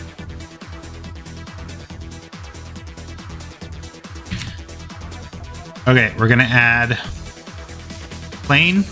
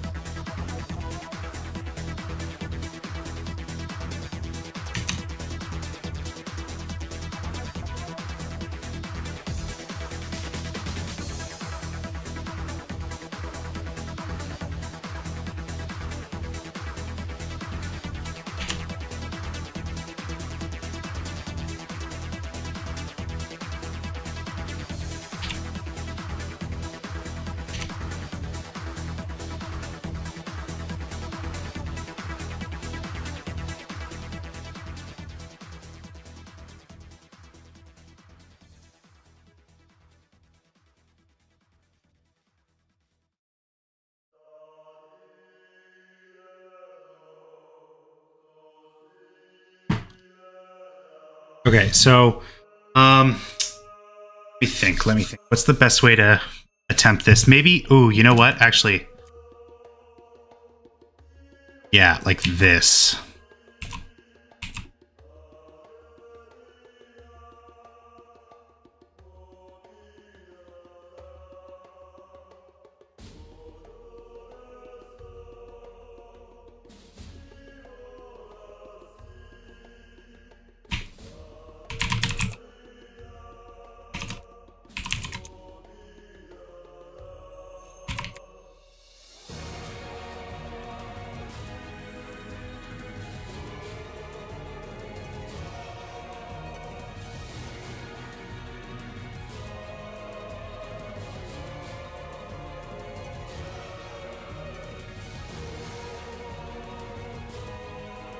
All like a flag that has the top attached to a rod. That's kind of what I'm thinking, but like it also, the way I planned it, it like swings in from the left like that.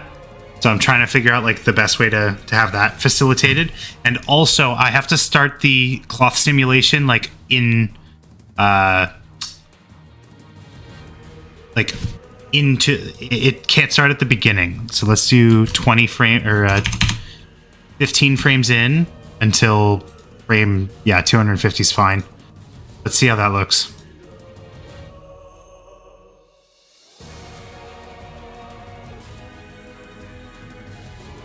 Wait, why did it start? What? Why did it start? Oh, because it's... Okay, I get it. Delete bake. Start again.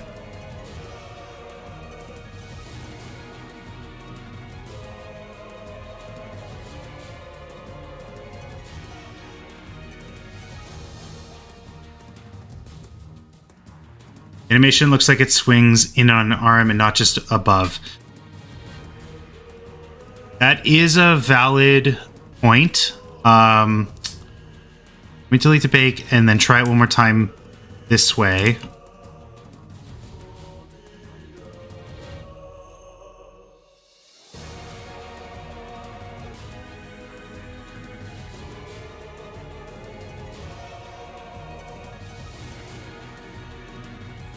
Okay, I like that, but I want to fiddle with the settings a little bit. Yeah,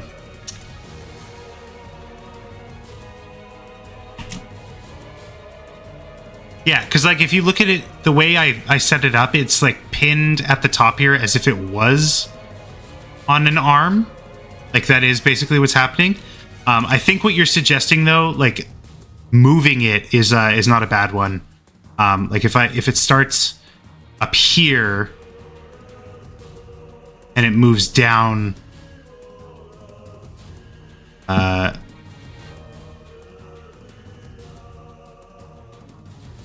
here. So it goes from here to here. Except let's do that. Yeah. You know what? Let's give that a try. Let's see how that goes. So let's do quality steps 20. Let's do speed multiplier. Can we set that to like 2?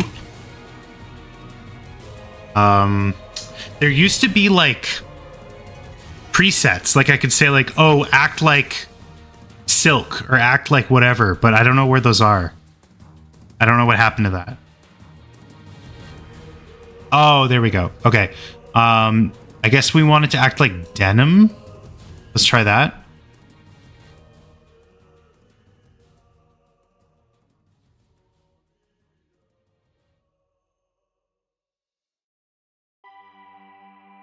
Oh, I forgot to turn it on.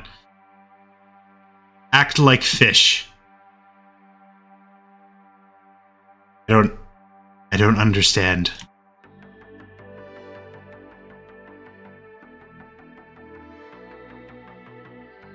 That's the type of jeans Mario wears.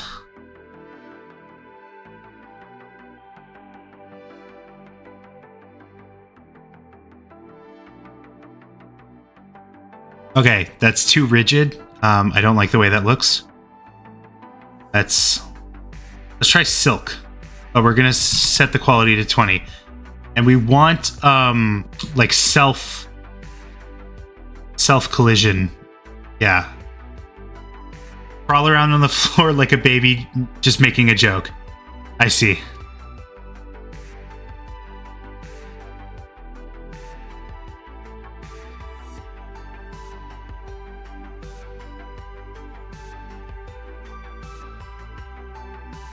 Okay, I don't know why it's like not working. Do I need to have more geometry? This is probably gonna crash my computer.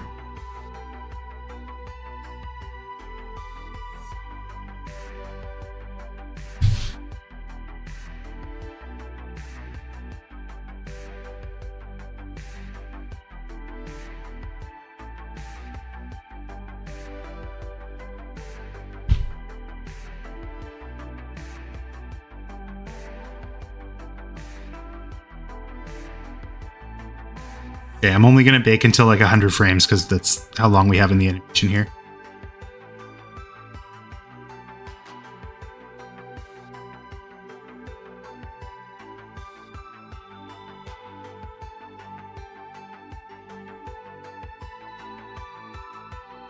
Okay, self collisions do not like to. They do not play around. You know what? I don't like the silk, so let's start over. 20 to 15 in group. Okay, let's try that. That's at least going a little faster. Oh, I forgot to turn off the subdivision.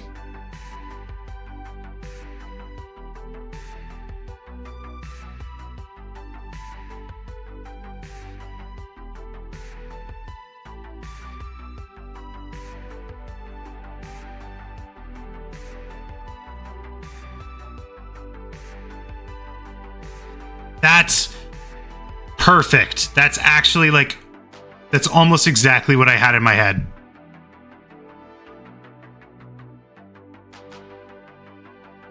Perfect.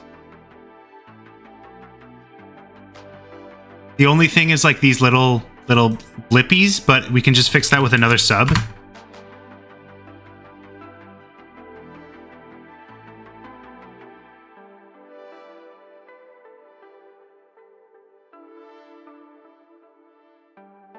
Dude, that looks amazing!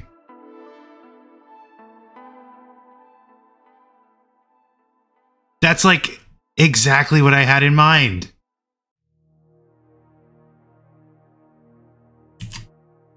Okay, let's go back to camera here.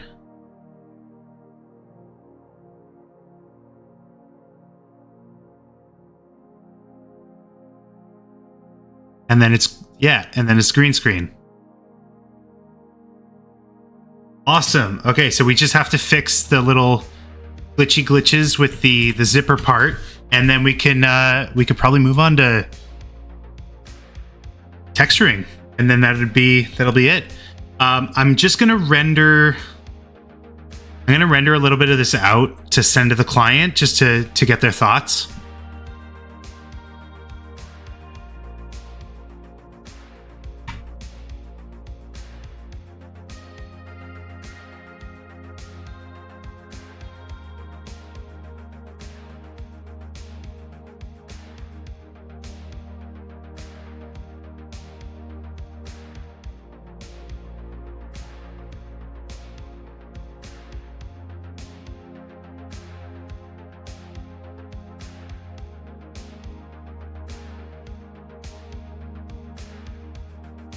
Let me just...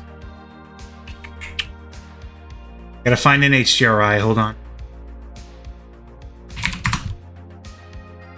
Oh, come on, I absolutely have HDRIs.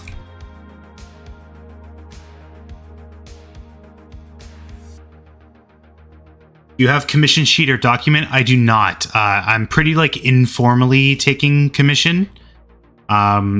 But there, I should have the email address that you can reach me at in the description of this live stream. If you are looking to commission something, shoot me an email. We can talk about it there. Small studio. There we go.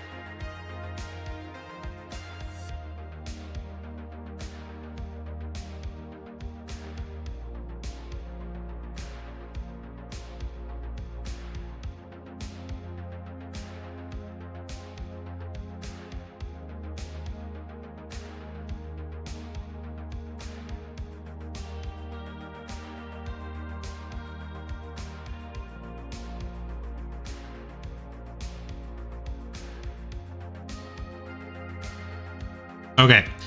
I just want to see what this would look like with freestyle, because there's a lot of small parts here, but if it looks good, then I might ask the client what they think.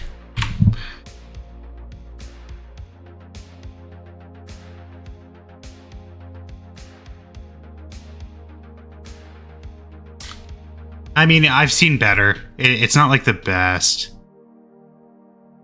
I'll see what they think, but it'll be faster if I just render it without it.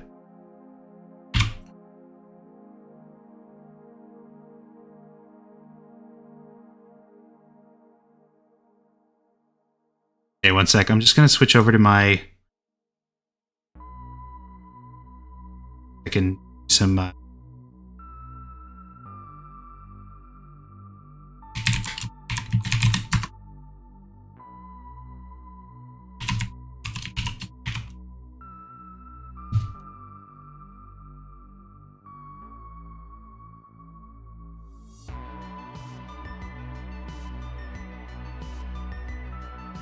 Dear client, here's my rough animation. This is rough, so don't pay attention to the zipper closing, but I encourage you give all your attention to the cloth. Thank you, yours, Cloth Simulator Blender. I'll probably say something like that. Just, am I going in the right direction? Is this the vision that you had in mind? Okay. You may now watch my computer render this animation, and we can chill for a little bit. Actually, while this is rendering, I'm going to go get some more water. I'll be right back.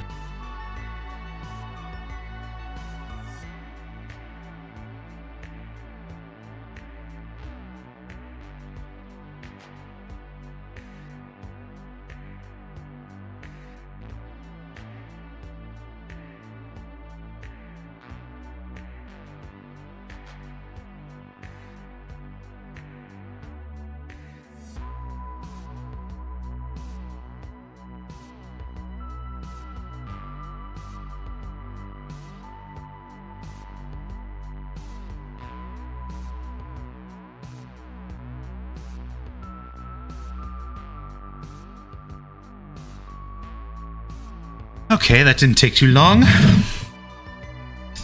Just gonna pop over to webcam scene again. I'm gonna render this out in my video software and send it their way. And until I hear back from a response, I'll probably just fiddle with some stuff. We can, shoot the shit, talk about anime and stuff, and then we can really get back into the nitty-gritty of things.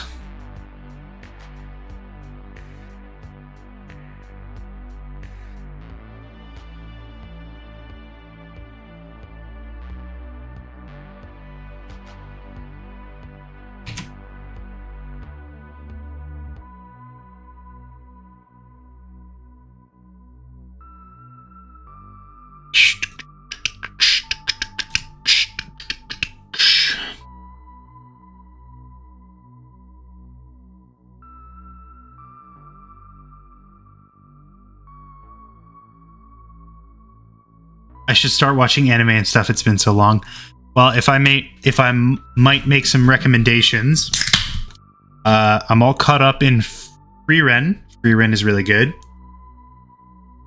Free Ren is very good. I'm one episode behind in Dungeon Meshi.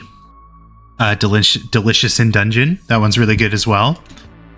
I've started Kaiju number 8. That one's pretty fun so far. It's pretty good. I'm also watching Undead Unluck on Disney Plus. It's very weird. It's I wouldn't say it's like amazing. I think some of the powers are really cool, but it's just like generally a pretty weird anime. So definitely would not recommend for like a first timer.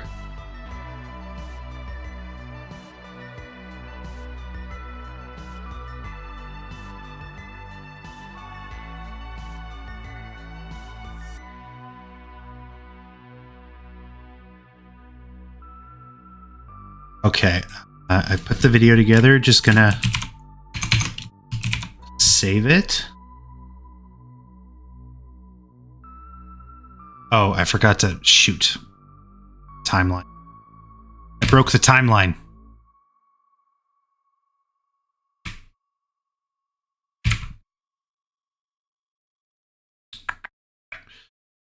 I like DaVinci Resolve a lot, but the fact that it defaults to 24 frames a second is pretty irritating because I never remember that I have to change it.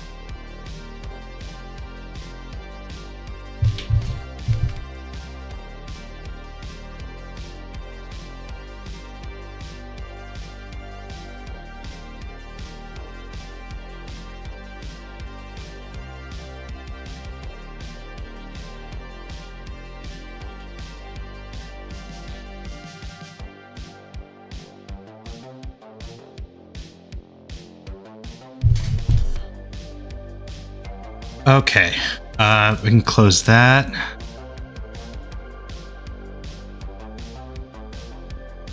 I'll just be another couple seconds.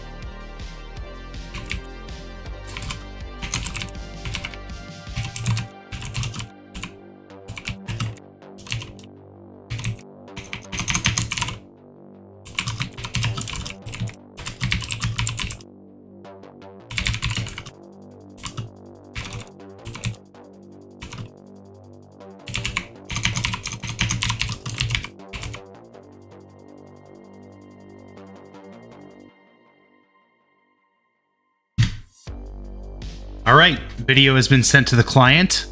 So while I keep an eye on this, we can shoot the shit a little bit. I've been putting off watching those because I am lazy. But I hope to start Free Ren at least, because I don't know anything about it and did not get spoiled. That's good. There are like some things that you can get spoiled on, but honestly, like it's not too spoiler heavy of a series. But it's very, very good. I was immediately turned on, not turned on. I was put onto it in the first episode, which is like pretty rare for me. It usually takes me a couple episodes to get used to something, but I was immediately like, I love this. I'm gonna watch all of it.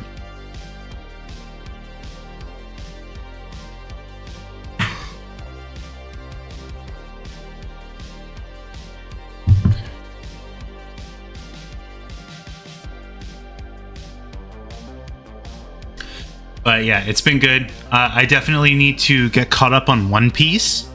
I haven't. Yes, a lot of Freudian slips in today's live stream.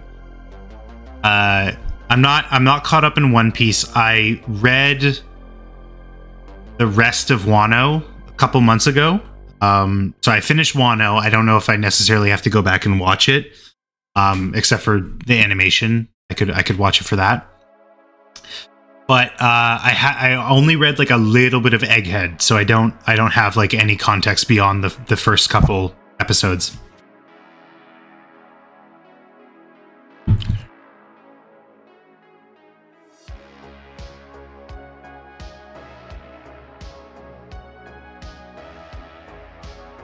Okay, client hasn't gotten back yet. It's only been a couple minutes, but I'm going to jump back into Blender, do some small touch-ups, fix some stuff.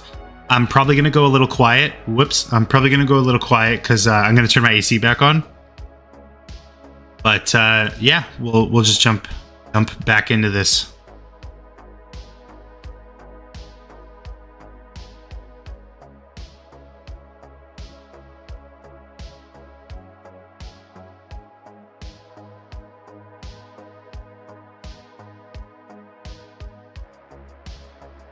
Oh, sorry, one sec. I just got an email.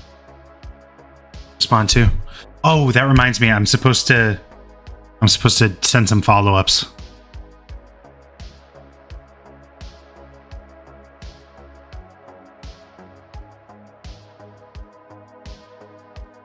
Yeah, we're ready to jump into a Blender. Let's do it.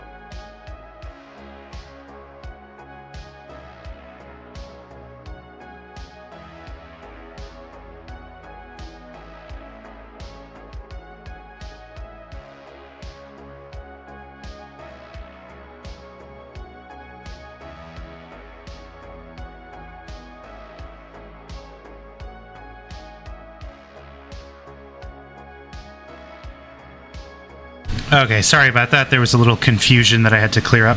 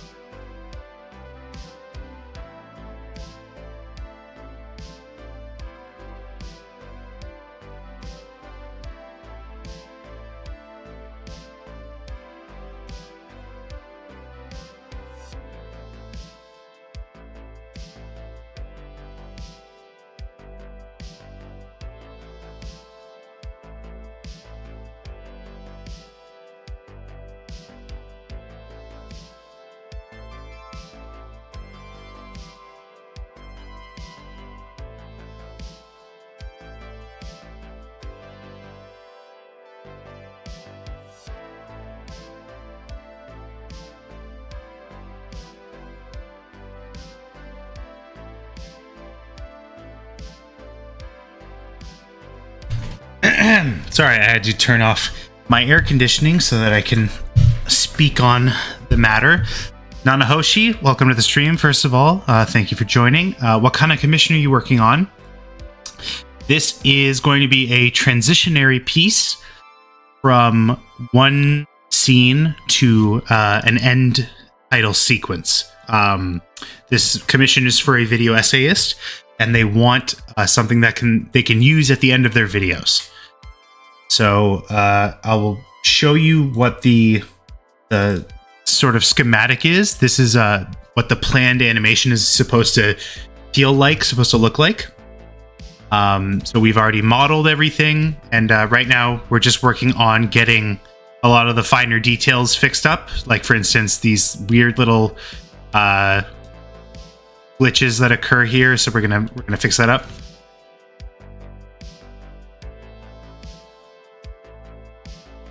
It didn't come. The sneeze didn't come. But yeah, that's what we're working on here.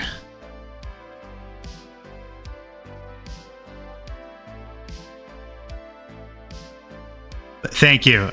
Thank you.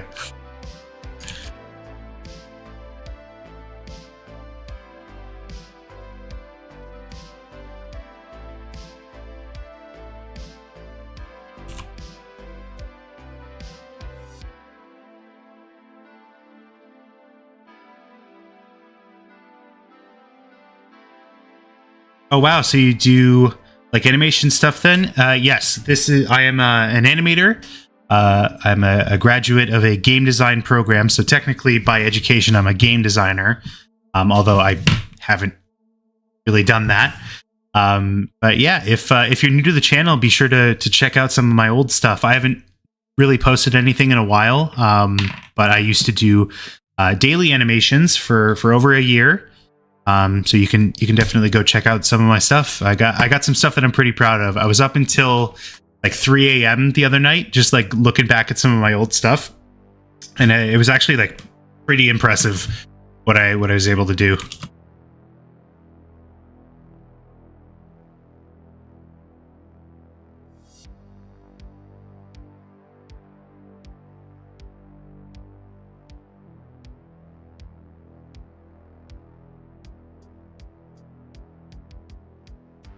Are you going to texture the words on the cloth or just edit them in? My plan is actually to do to send 2 versions to the client. The first one is going to be this cloth completely green, emissive green, so they can chroma key the whole thing out.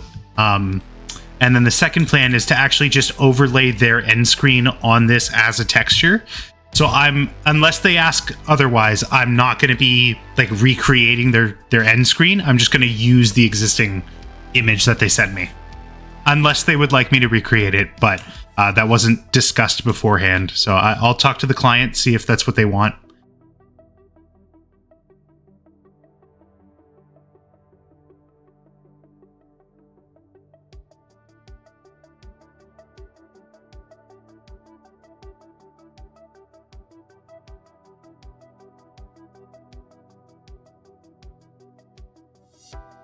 Are you on any platforms like Fiverr? I'm on Upwork. I've not gotten any work on it. I find it a little strange and obtuse. I used to have a Fiverr, but I don't remember if I still have one or not. But I definitely like this. Taking this job has reminded me that it is definitely an option to do commission work like this. So I'll definitely have to be looking. I'll look more into it. I'll be more diligent about what kind of work I work on. There is like there is a conundrum though, because like obviously this is stuff that gets me an income. I don't do this full time. No, I don't do unfortunately anything full time at the moment. I'm looking for work. I spend a lot of these streams applying for jobs as well, but it would be nice to like be able to do commission work full time, police my own hours and stuff like that. It's just a matter of getting there, I guess.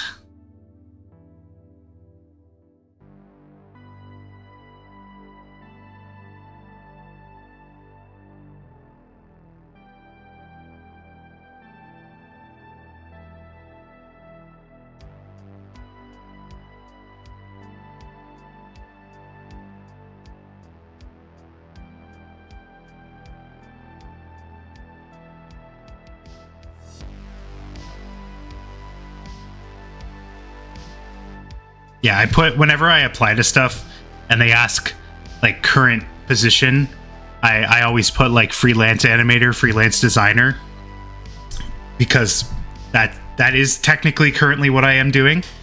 Still impressive, man. I hope you do well. I can see myself getting addicted to these streams. Well, be sure to subscribe, and if you have more of a gaming bend to you, or media bend, I also have a Twitch channel. I've started doing gaming streams on my Twitch channel. Aaron G is me, same as it is here. And also, last night, I watched an episode of Archer, sped up a little bit, but to test if I would get in trouble. And as of right now, I don't think I have. Yeah, as of right now, the only thing that is like seen as a problem in that video is like some of the intro music got muted, but they didn't ding me. So I'm watching an episode of Archer. I watched an episode of Archer last night because I'm doing research on a video essay that I want to produce. Basically, the breakdown, if you're confused about like what content goes on what service, what channel, I'm planning on live streaming productivity, so animation, art, on YouTube. You're watching that right now. Script writing, that'll usually be on YouTube. Anything that is like video game based, React based, watching stuff, that'll be on Twitch, because at least to my knowledge, they're a little bit more lenient on that stuff. And edited content like video essays and, edited VODs and stuff, those will go up on my YouTube channel. Wait, this is YouTube? Yes, I hate to break it to you, but you are unfortunately, and I am unfortunately, contributing to Google's bottom line.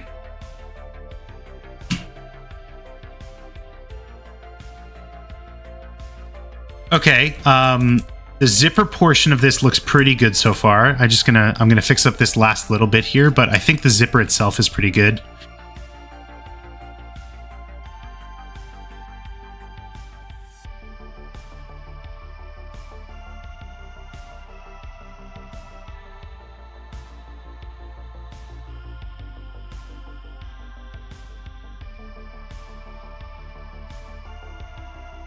Yeah, I'm gonna do a little frame by frame here. Have you ever thought about doing stuff on the platform Kick? I have not really looked into it too much. I can look into it, but the thing is, like, I don't even really want to be streaming on Twitch that often, because, like, as pitiful as it is, I am monetized on YouTube. So, like, from this stream, I'll probably make like 20 cents. So it's like, yeah, it's nothing, but it is still something. And I haven't grown the Twitch to a point where it is profitable yet. So if Kick is offering something that is more competitive there, then I'll look into it. But for right now, just to keep things like simple, not too complicated, I'll probably just stick to gaming on Twitch. 20 cents, yeah, it's rich. Yeah, no, it's I do have like, it's not entirely hopeless. There's a compilation I did 2 years ago. Let's pull it up. Yeah, compilation I did 2 years ago. It was all the Danganronpa 2 Game Grumps animateds that I'd ever made, and that one got, I think it's like 50,000 views. Yeah, almost 60,000 views, and it made just over $230. So that's right here. You can see that. So this was like a pretty successful video. I say pretty. It's like one of the highest viewed videos on my channel. And you can see, like, it definitely is not a small amount. Like, it's a small amount of money, but it's pretty substantial, all things considered.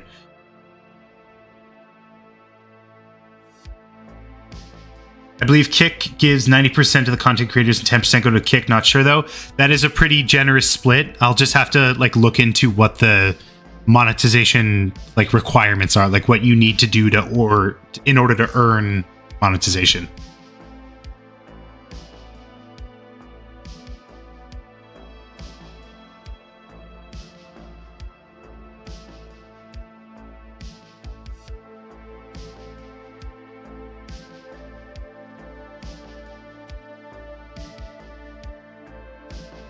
Okay, let's do a little frame by frame here.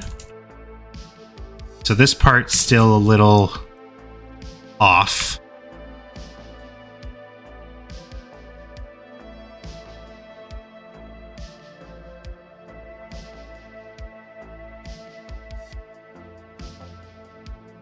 Okay, that's not bad. I'm gonna like do from there to here, just so I can like see it a little bit more clearly.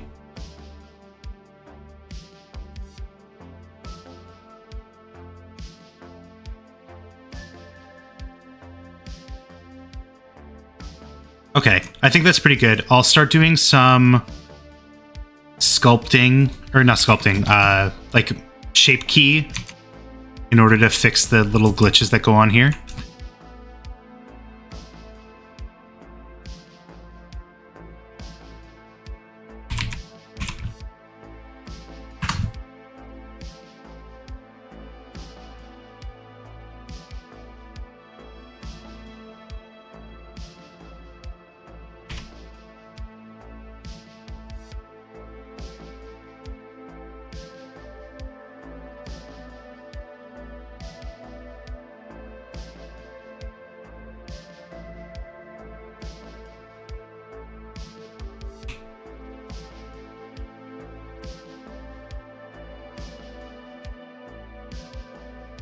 how long would you say you typically spend on animating scenes?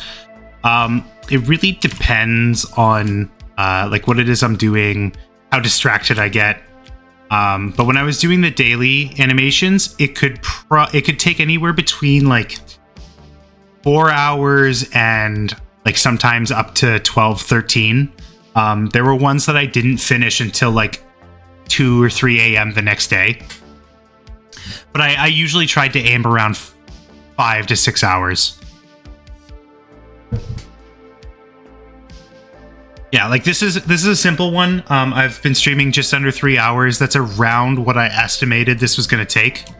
And then including the hour I did for concepting, this is about a 4-hour job. Unless the client has some thoughts on what I've produced so far.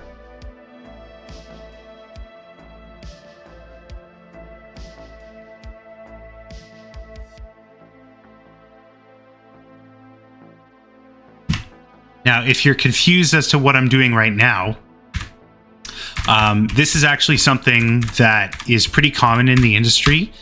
I wonder if I can find like the visual for it.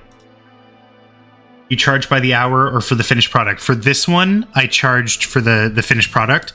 I estimated roughly, based off of other work that I've done for this client, how much this would be. It just happened to end up being like pretty similar to what my hourly rate. I have a saved image for this.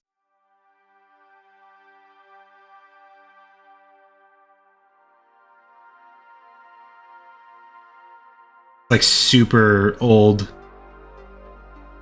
I'm scroll like quite a ways down, but in animated products, video games, but especially movies and TV shows, the animators will cheat so frequently. They will not cheat per se, but they will do things that are completely hidden to the viewer in order to fix up other aspects of the scene.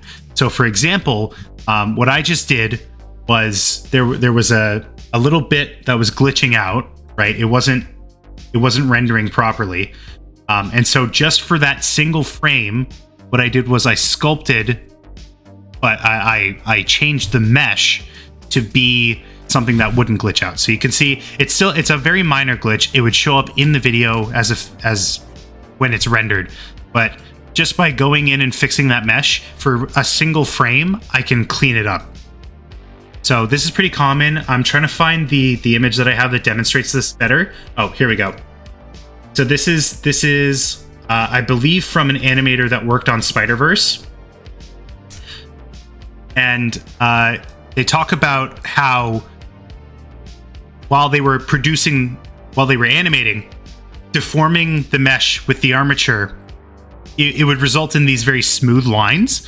So they would go in and they would sculpt harsher lines, more rigid, more angular lines, to give the model more of its more of the style reminiscent of the concept art. And so this is something that happens very, very frequently. It's not so common in games because when you have to do stuff in real time, it gets a little bit more complicated. But this is extremely common.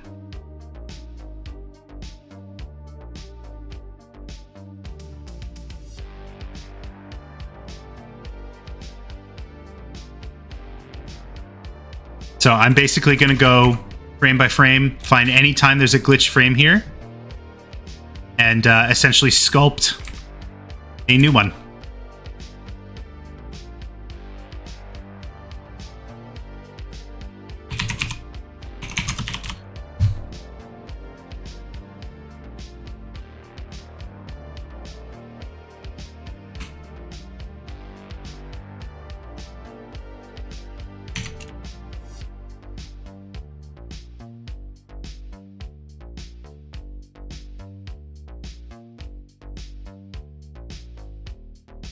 Is animation hard? It definitely can be very tedious. I'd say it's not for everyone. There's definitely a lot of strange. You have to be like kind of insane in a lot of cases. But it's very rewarding. It's one of the most, in my opinion, one of the most rewarding art forms because it's you get so much energy in a finished work, whereas when you're talking about a sculpture or a painting, they can be extremely beautiful in their own right, but no matter how kinetic you design it, it can only exist in that moment. Whereas with animation, there's a lot more to savor, in my opinion. Get rewarded for your insanity. I mean, you do for every art form. It's I don't know. I guess I'm not describing it properly. This is more just how I personally feel. Like right now, I'm going kind of insane with this. Yeah, I'll just do it the easy way.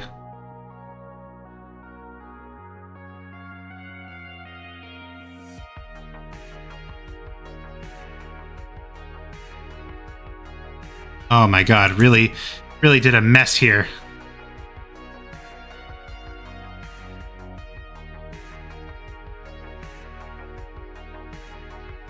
But no, I wouldn't say animation is not hard if you have a flair for extra. Like if you're able to take things to like a next step, then you thrive in animation. You do very well, because at the end of the day, animation is really about like the little things, like making sure that there's extra movement. You have appropriate follow through. You have a good amount of easing. Like it's all about the little things.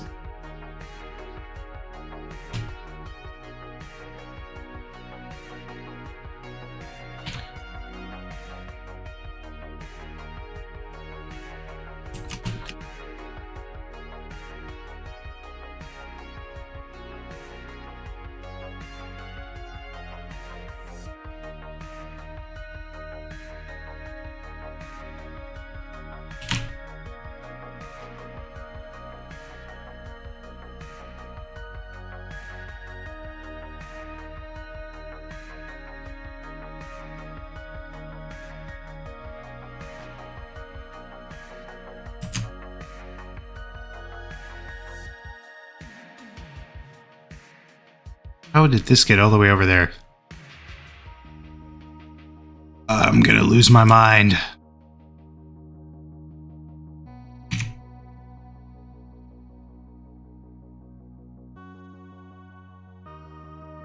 How long do you think it would take the average person with no background in art or anything to learn animation?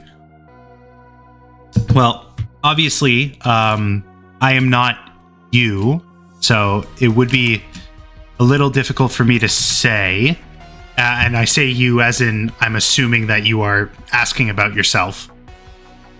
But I didn't have a single bit of experience with animation before I went to game design school. I actually went in with no experience in 3D software whatsoever. I learned everything from the ground up. It took me 3 years to graduate the program, and then I have done independent animation, as you can see here, ever since. So I graduated in 2020. It's now 2024. So I've been doing animation for about 7 years. I definitely would not say I'm a professional in any sense. It's still very much a passion for me. But I'd say like you definitely will have enough within a year to learn on your own. Like I do think it's probably as simple as that.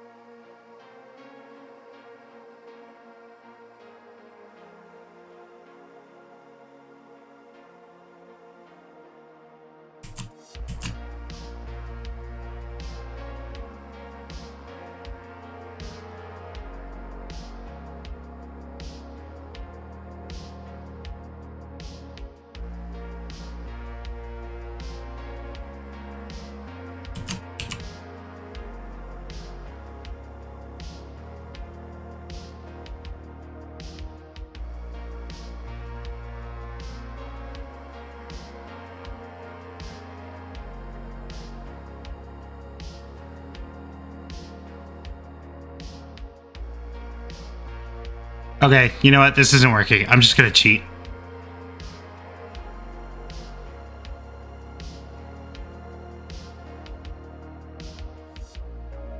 There we go. Nice and simple. Could have just done that from the start.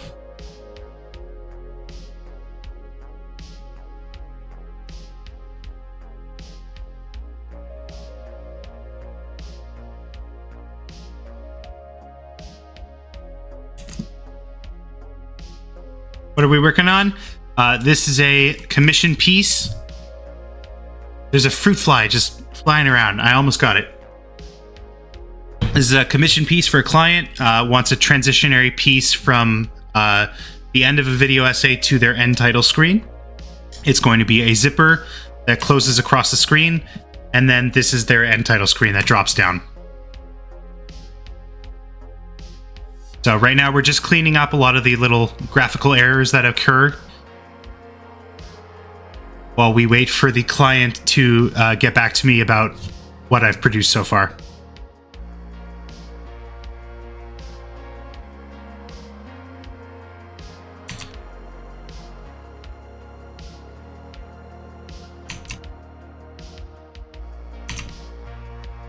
Okay, we could probably reuse this to clean this up.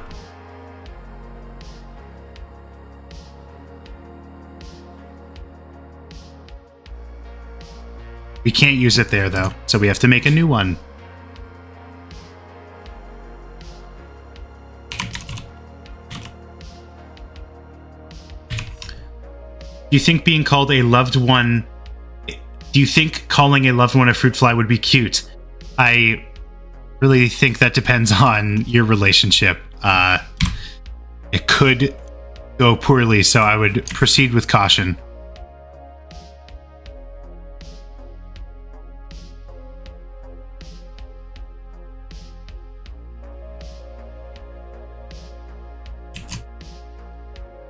Okay, that works.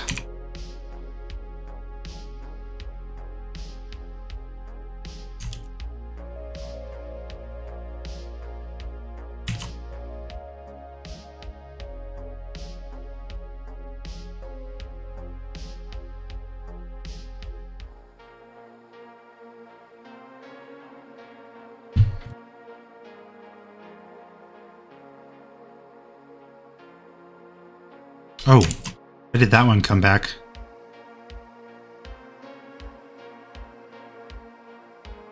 Oh, okay.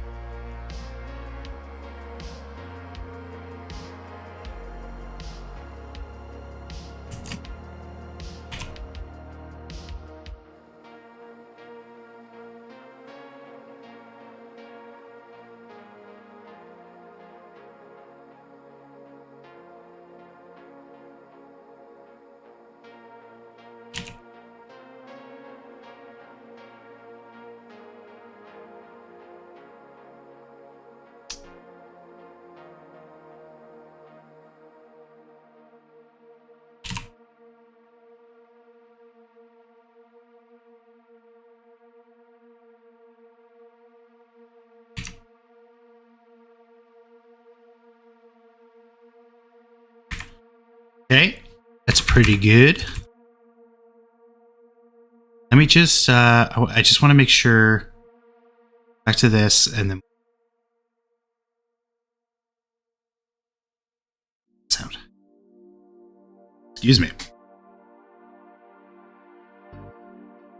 Yeah, we're pretty glitch free until here.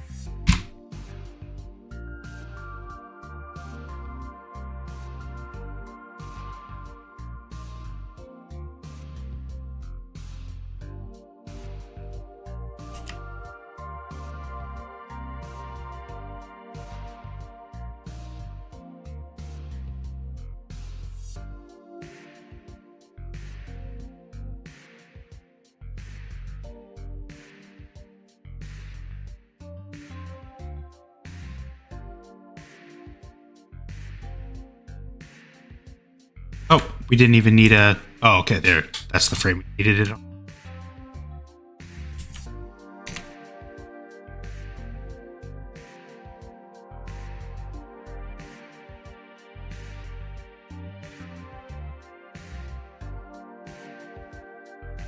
In my first year of animation college, I made a poster for an assignment and hid an errand in the background where no one would notice. It's funny because the poster was horribly made. That's great. Little Easter eggs in your homework. Back then I was really passionate.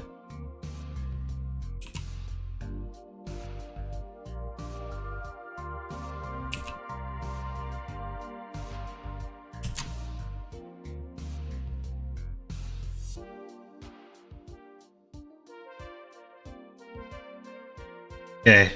Oh, I didn't even realize we weren't even on the Tekken playlist anymore. Stick to this. That's crazy. When did that happen? I guess an hour ago. Oh my god.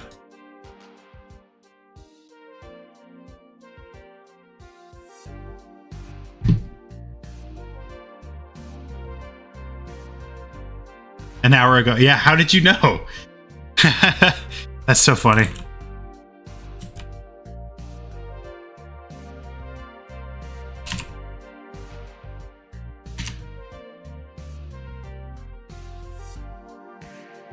Time flies by so fast when you are going insane. Yes. Mind over development. Thank you for the sticker.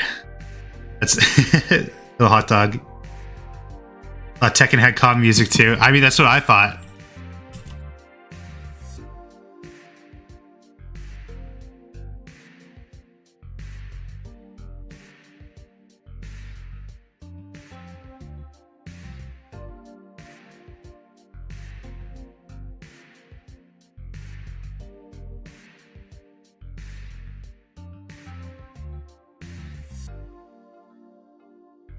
I know because I noticed it an hour ago.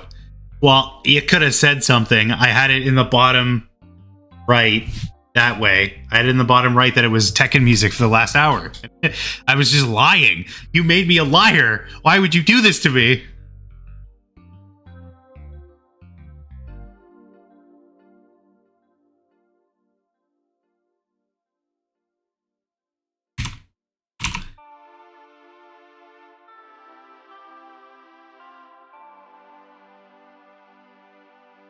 Because it's funny. Yeah, okay. Laugh it up.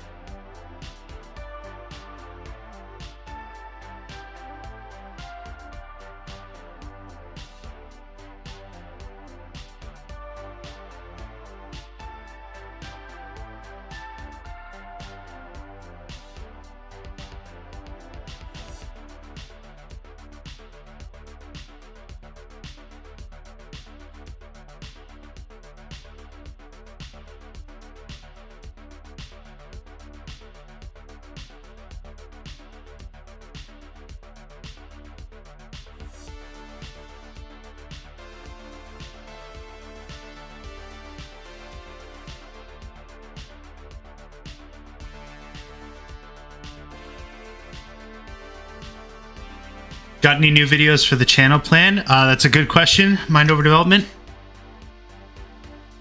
I've got a couple things brewing.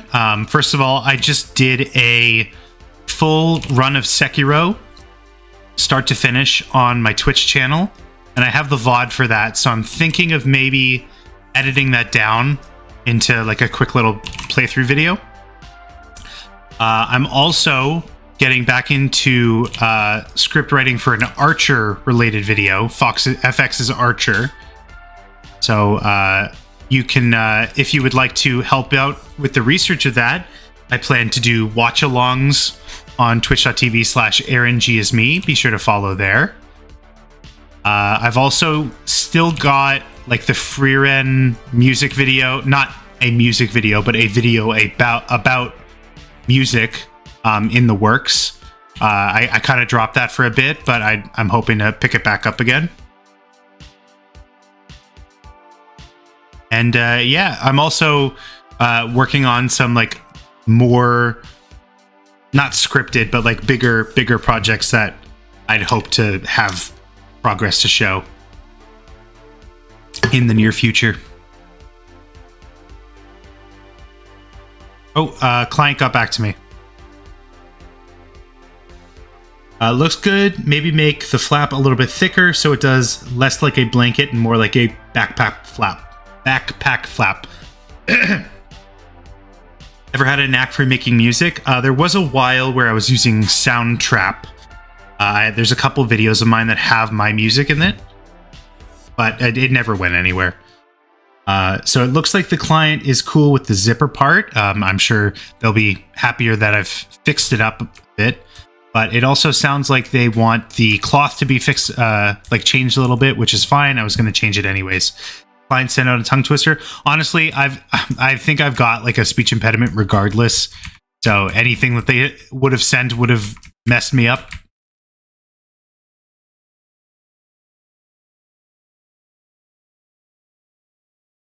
Ooh, and fix this part up.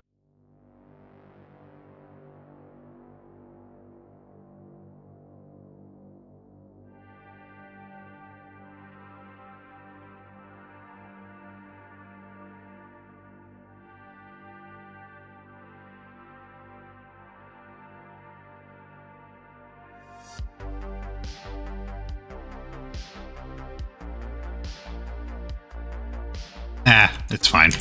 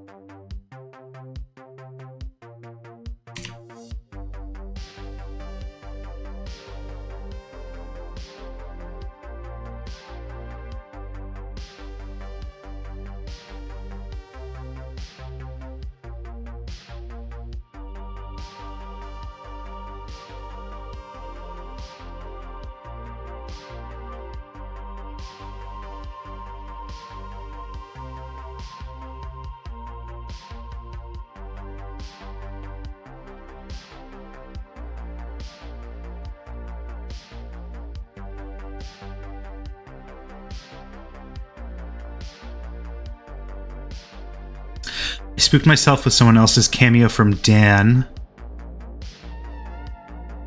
Interesting. What was the cameo in German? I don't know if I fully understand.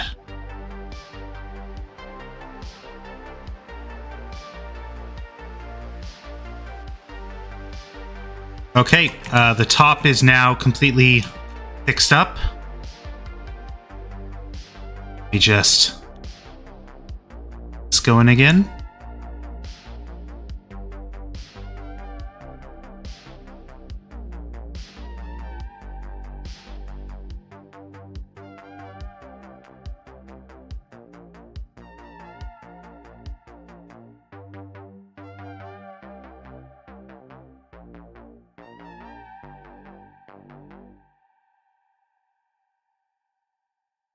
No, it's a bit, I thought.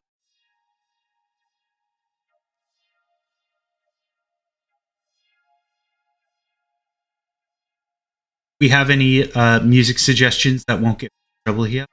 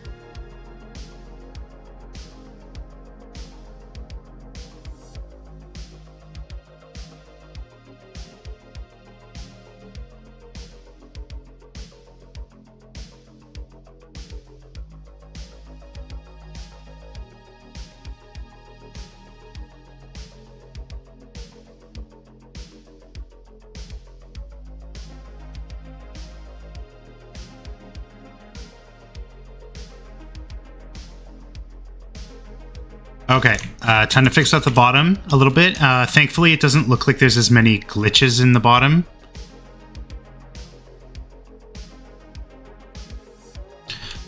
It shouldn't take as long. It's starting to get a little hot in here, so I'm going to turn on the AC. I'll be quiet for a bit.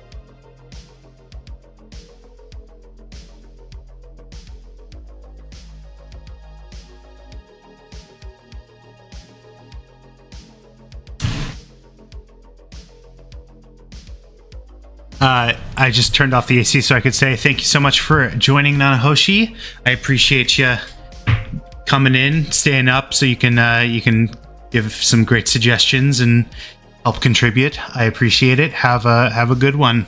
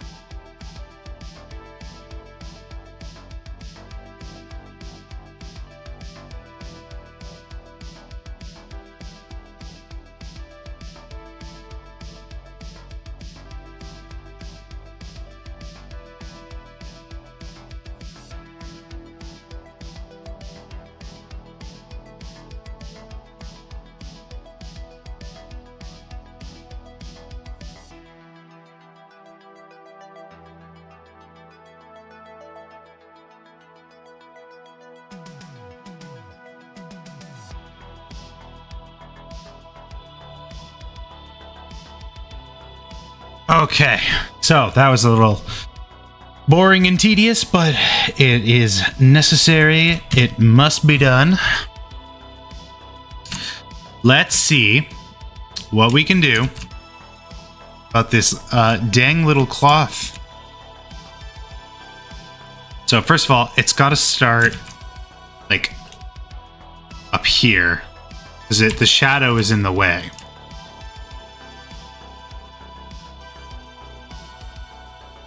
But I can't have it just like pop into existence because that's... Oh, sorry, I didn't mean to scare you. I probably should have coughed or something.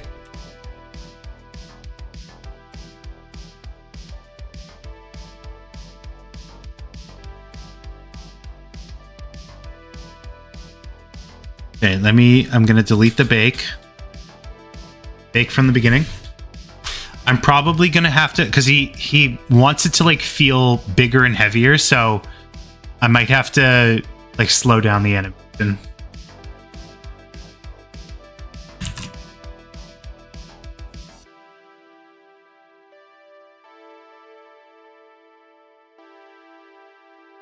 It might behoove me to make it like a little closer as well. Closer and bigger. How I could just like...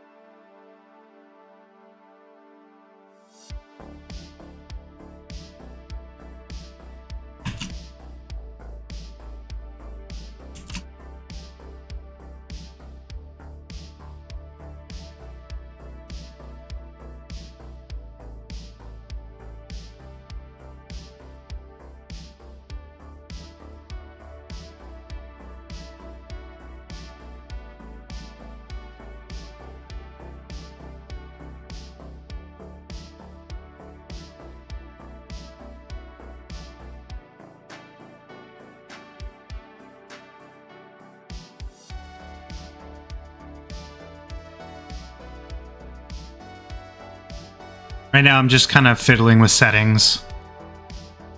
Scale has to stay the same.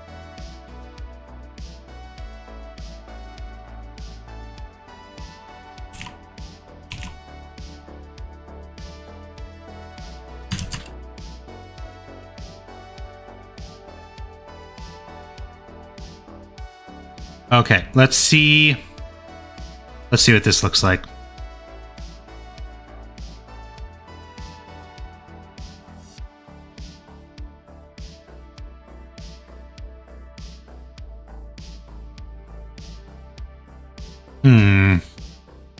It doesn't swing as much.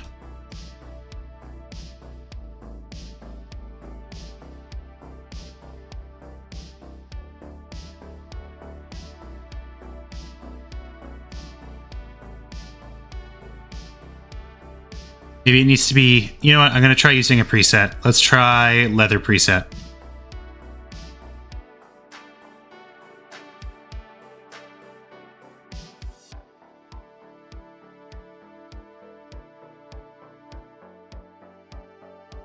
Okay. I mean, it could use a little bit more gravity, but I think that's closer to what the client wants.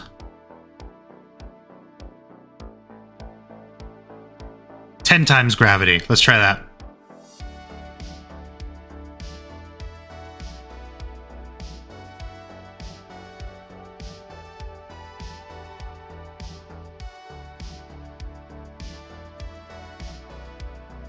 Oh, that's pretty good. That is pretty good. Let's, the client also wants some thickness. They want it thick. Thick. So solidify. But they also want, they said they want it to like feel thick. So we might have to slow it down a little bit more. And do some self-collision.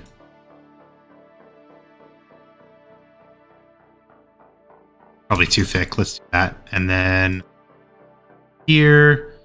Heat the bake. You need to add like a little pressure so that it doesn't like collapse in on itself. Every client needs them thick. Hey, they've got a preference. It's not up to me to judge. It's up to me to deliver. I deliver. Oh, this is taking a lot longer to bake. I am getting hungry. I have not had oh my god, I'm dying. I haven't had lunch yet, is what I was trying to say. I have some chicken thawed. I hope it's still okay. I thawed it a couple days ago. But I was thinking of making chicken nuggies.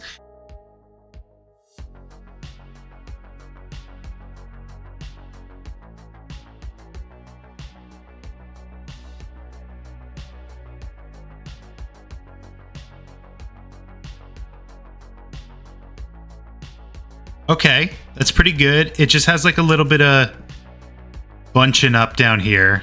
Don't know fully what's going on there.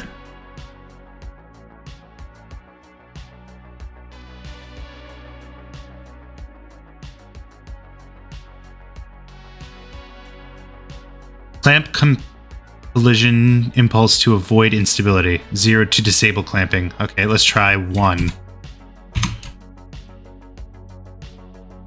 And let's bake at 5 so that it doesn't take as long.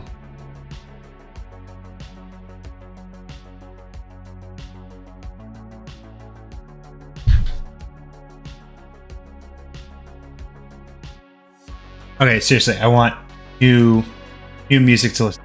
Let's do what's a cool, what has good music.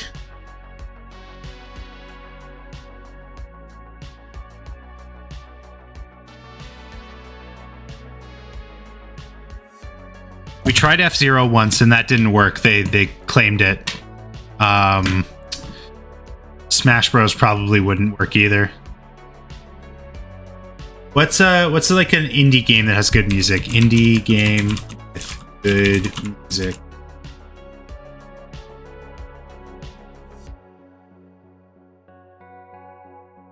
Katana Zero. It's the Katana Zero soundtrack.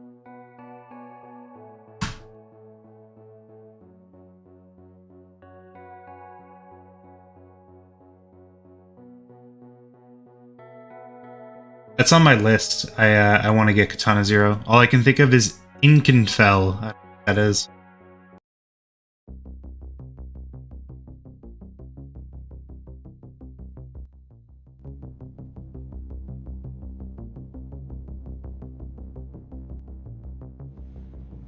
Okay, I dig the vibe. Now, what in tarnation is happening here?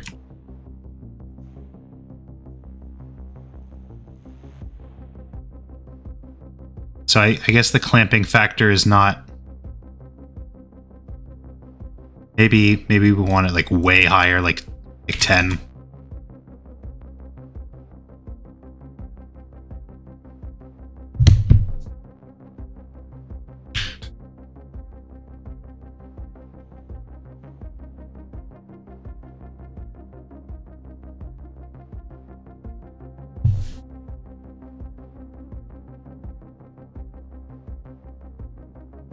I think the problem is there's just too much geometry down here.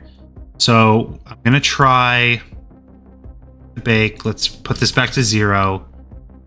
You know what? Let's try it without self-collision because we haven't tried that yet. But I think after that, I'll like take out some of the some of the geometry.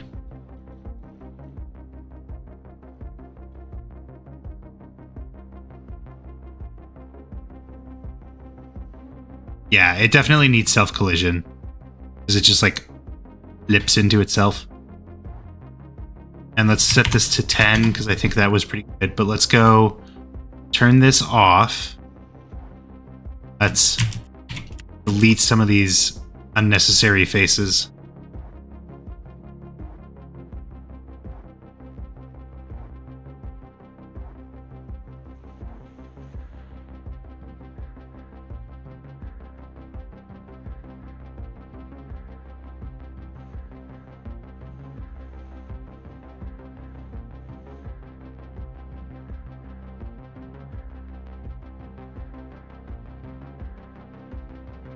Okay, that should be good.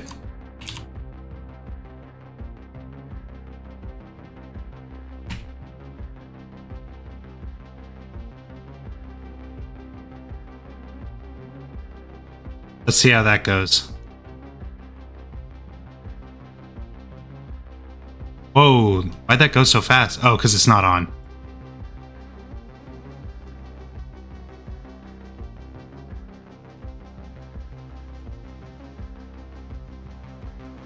Okay, I get the gist of this track. Let's go to the next one.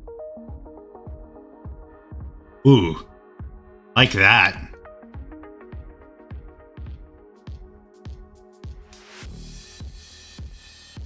Okay, it's still reacting in a strange way. Maybe it's pressure.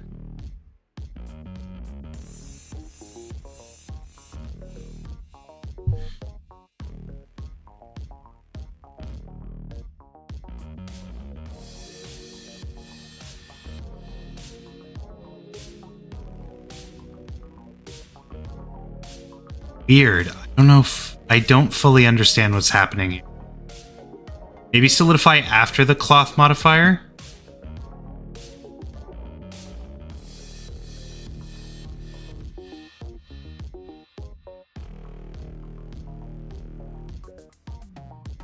I mean, it makes it go faster.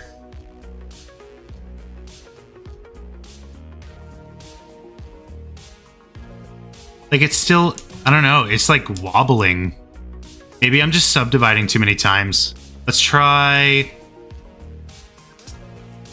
only one subdivision in the first instance here.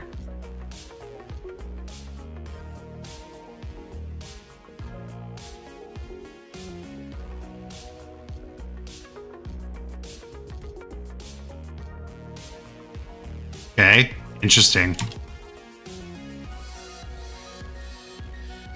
So maybe more subdivisions here and less down here.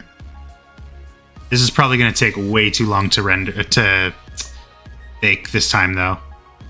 That's time, and we're gonna when we do the final product, we're gonna bake it higher quality as well.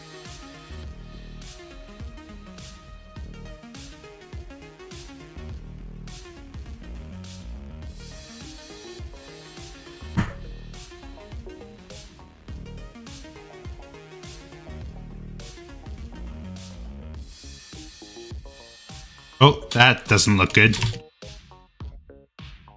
Ay, ay, ay, ay, ay. Why can't things just be easy?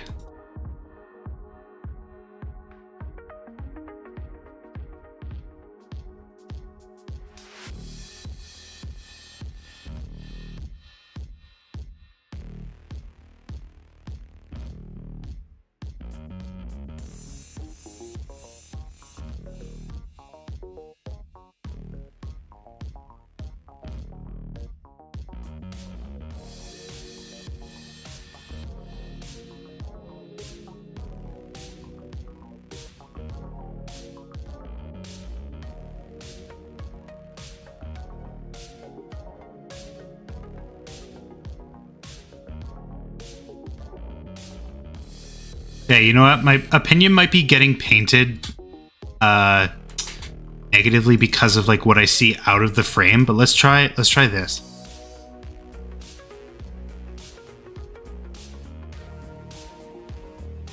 Okay, it is bouncing around too much.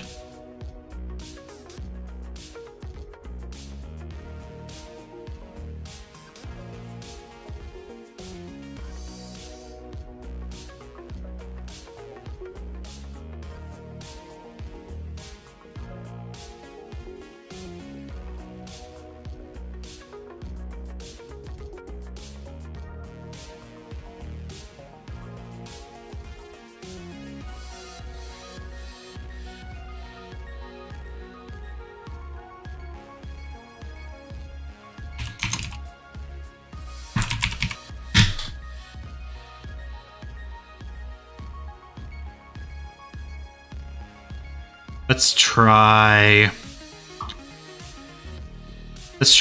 speed 0.5, gravity like 50.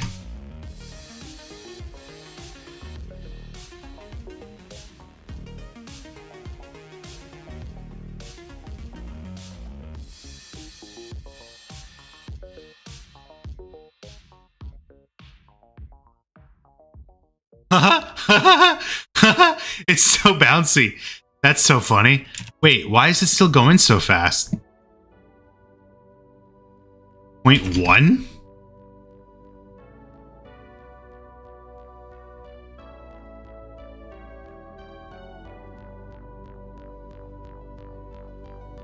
Whoa! Whoa, that's so cool! It's like gooey. That's awesome. That's sick. Okay, so clearly the speed is doing something. 50. This is probably going to be insane.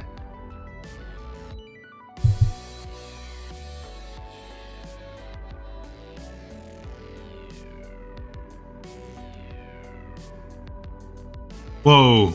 Okay, not as fun as I was hoping it was going to be. Okay, let's do speed 0.75. And what else could we do to it? It's just like, I don't know, maybe we just try some of the other presets. Because there's just so many settings to fiddle with. I don't know what the best call here is. Actually, that's not too bad. Let me turn down the gravity a little bit.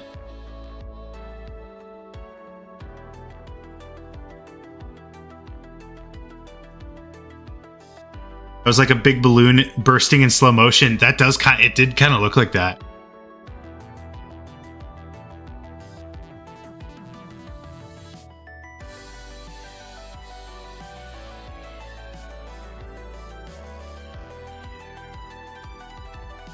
How close is that to what I sent them before? I mean, it's pretty similar. I do like the way it looks, but ultimately it's the client's decision. I'm going to turn the speed down to 0.25, see how that goes.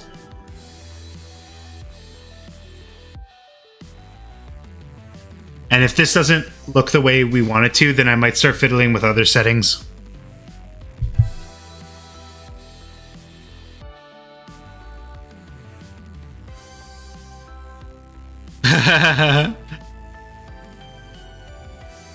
What if it's slow but less gravity, actually? Let me try that first. 1.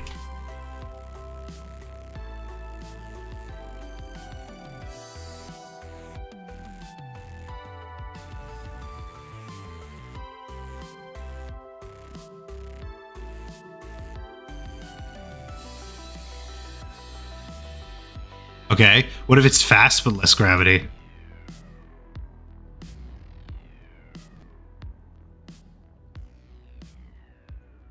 We're just experimenting at this point.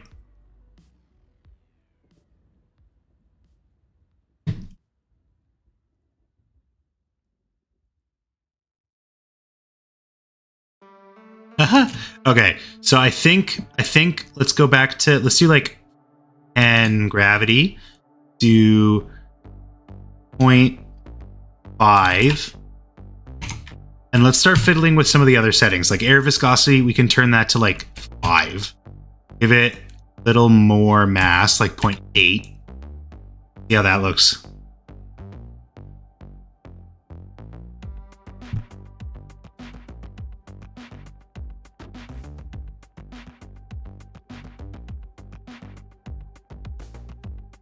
Oh, I don't like the look of that already. I mean, it's not the worst.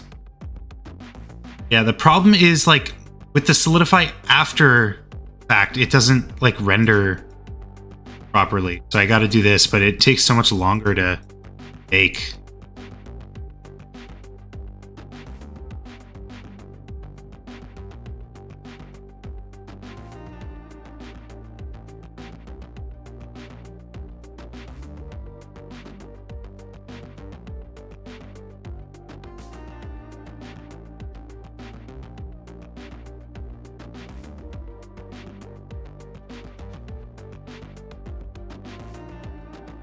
Yeah, I think it's time to mess with other presets. I don't think we're gonna fix this by fiddling. Rubber.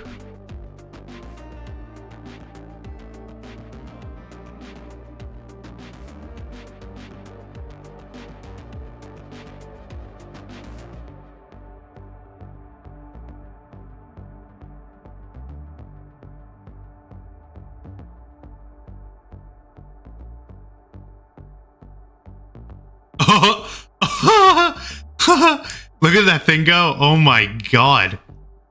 Whoa. It's like almost a liquid at that point. That's funny.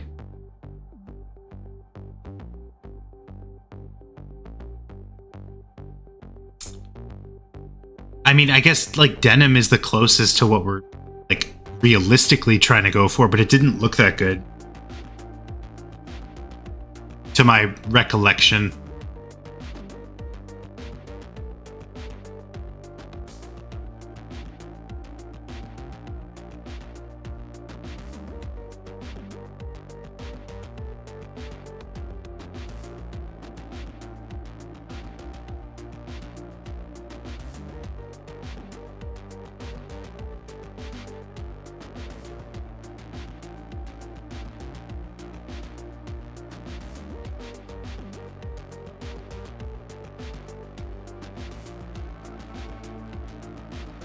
Yeah, it looks pretty fine. Let me just turn down the gravity a bit. Maybe like 4, and then bump down the speed maybe a little.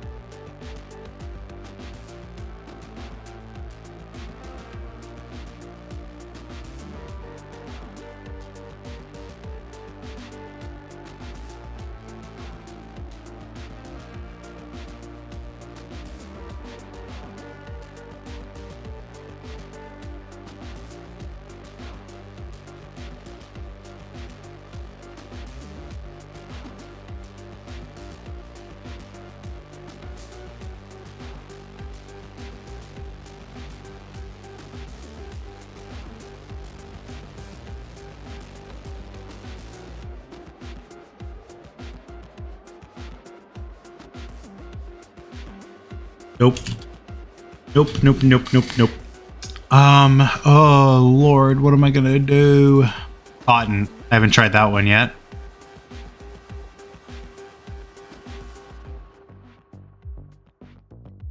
Starting to get a little frustrated, so I might move away from this and do the texturing. If this doesn't end up working the way I look. Yeah. It's just so slow. Like in between renders. Okay. Well, let's get to the texturing. This part can at least be like a little interesting. I might go back and borrow a shader from my Daft Punk models. By find. You transition to my scene here. Try and like if I can use those, that might just be time saver. Disk projects. Let's animate.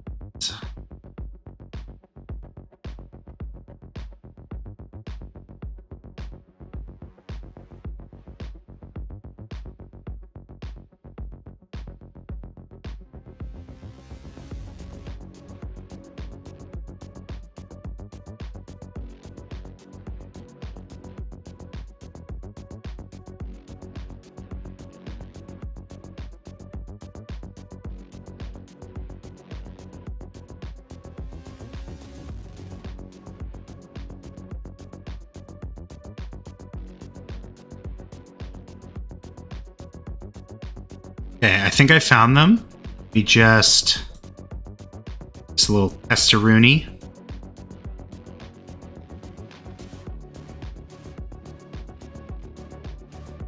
Yeah. So this was the silver texture that I made for those Daft Punk models. Not too bad. Let me put it on the here. I don't know how this is going to look when they're at. Actually, that's not too bad either. Okay, that's that. When you take a zip, there's like a little piece in between the cloth and the zipper itself. It's like a little piece of fabric. So I'm gonna have to make that. It's like a chevron.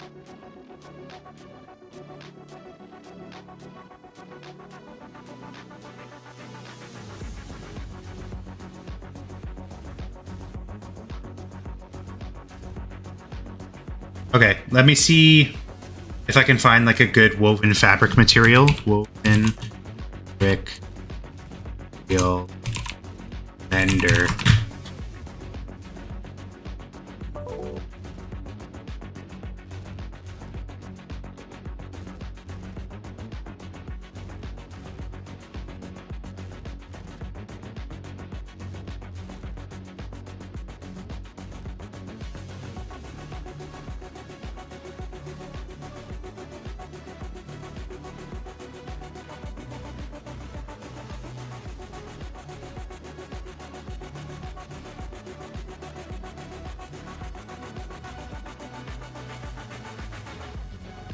Okay, I found this tutorial, Blender Bite Size. Final product looks pretty decent. So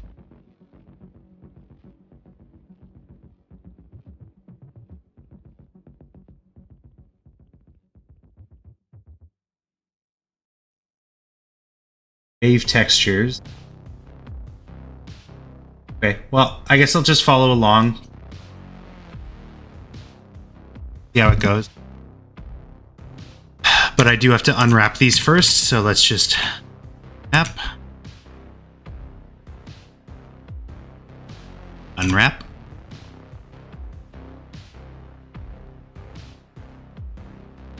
Fabric.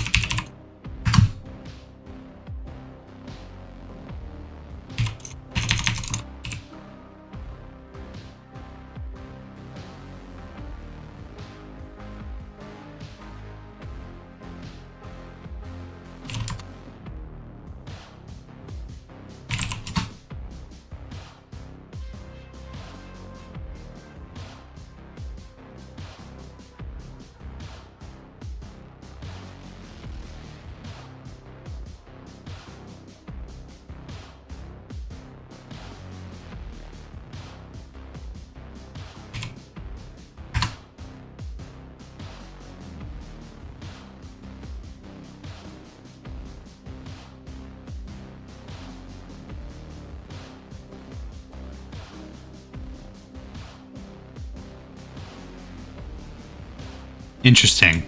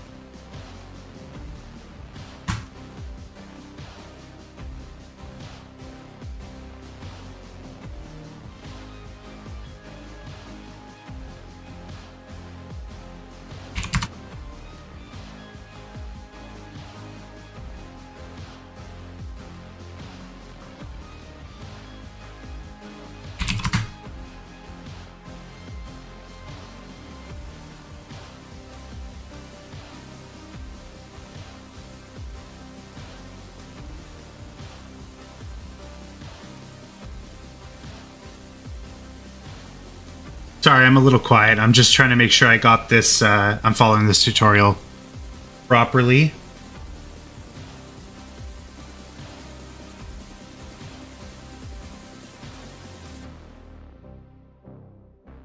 I mean, honestly, theirs looks way better than mine already. I don't know if I've done anything.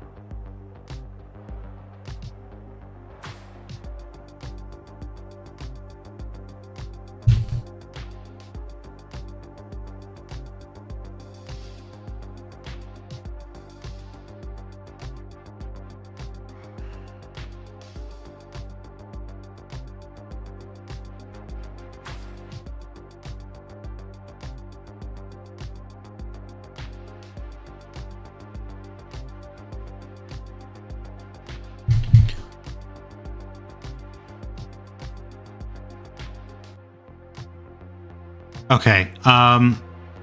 I have to go. Something's coming up, so I gotta skedaddle. But we did some pretty good work today. I'll probably finish this off later off stream and send it over to the client. If the client is okay with it, I will ask to post this somewhere, but don't expect anything. But yeah, thank you so much for coming along. Thank you so much for watching, and be sure to subscribe, follow me on Twitch, on Twitter, everywhere. Aaron G is me. I'm hoping to do some more Dark Souls later, maybe watch some more Archer. Probably not today, maybe tomorrow. But yeah, keep posted. I'll keep you posted, and have yourself a good one.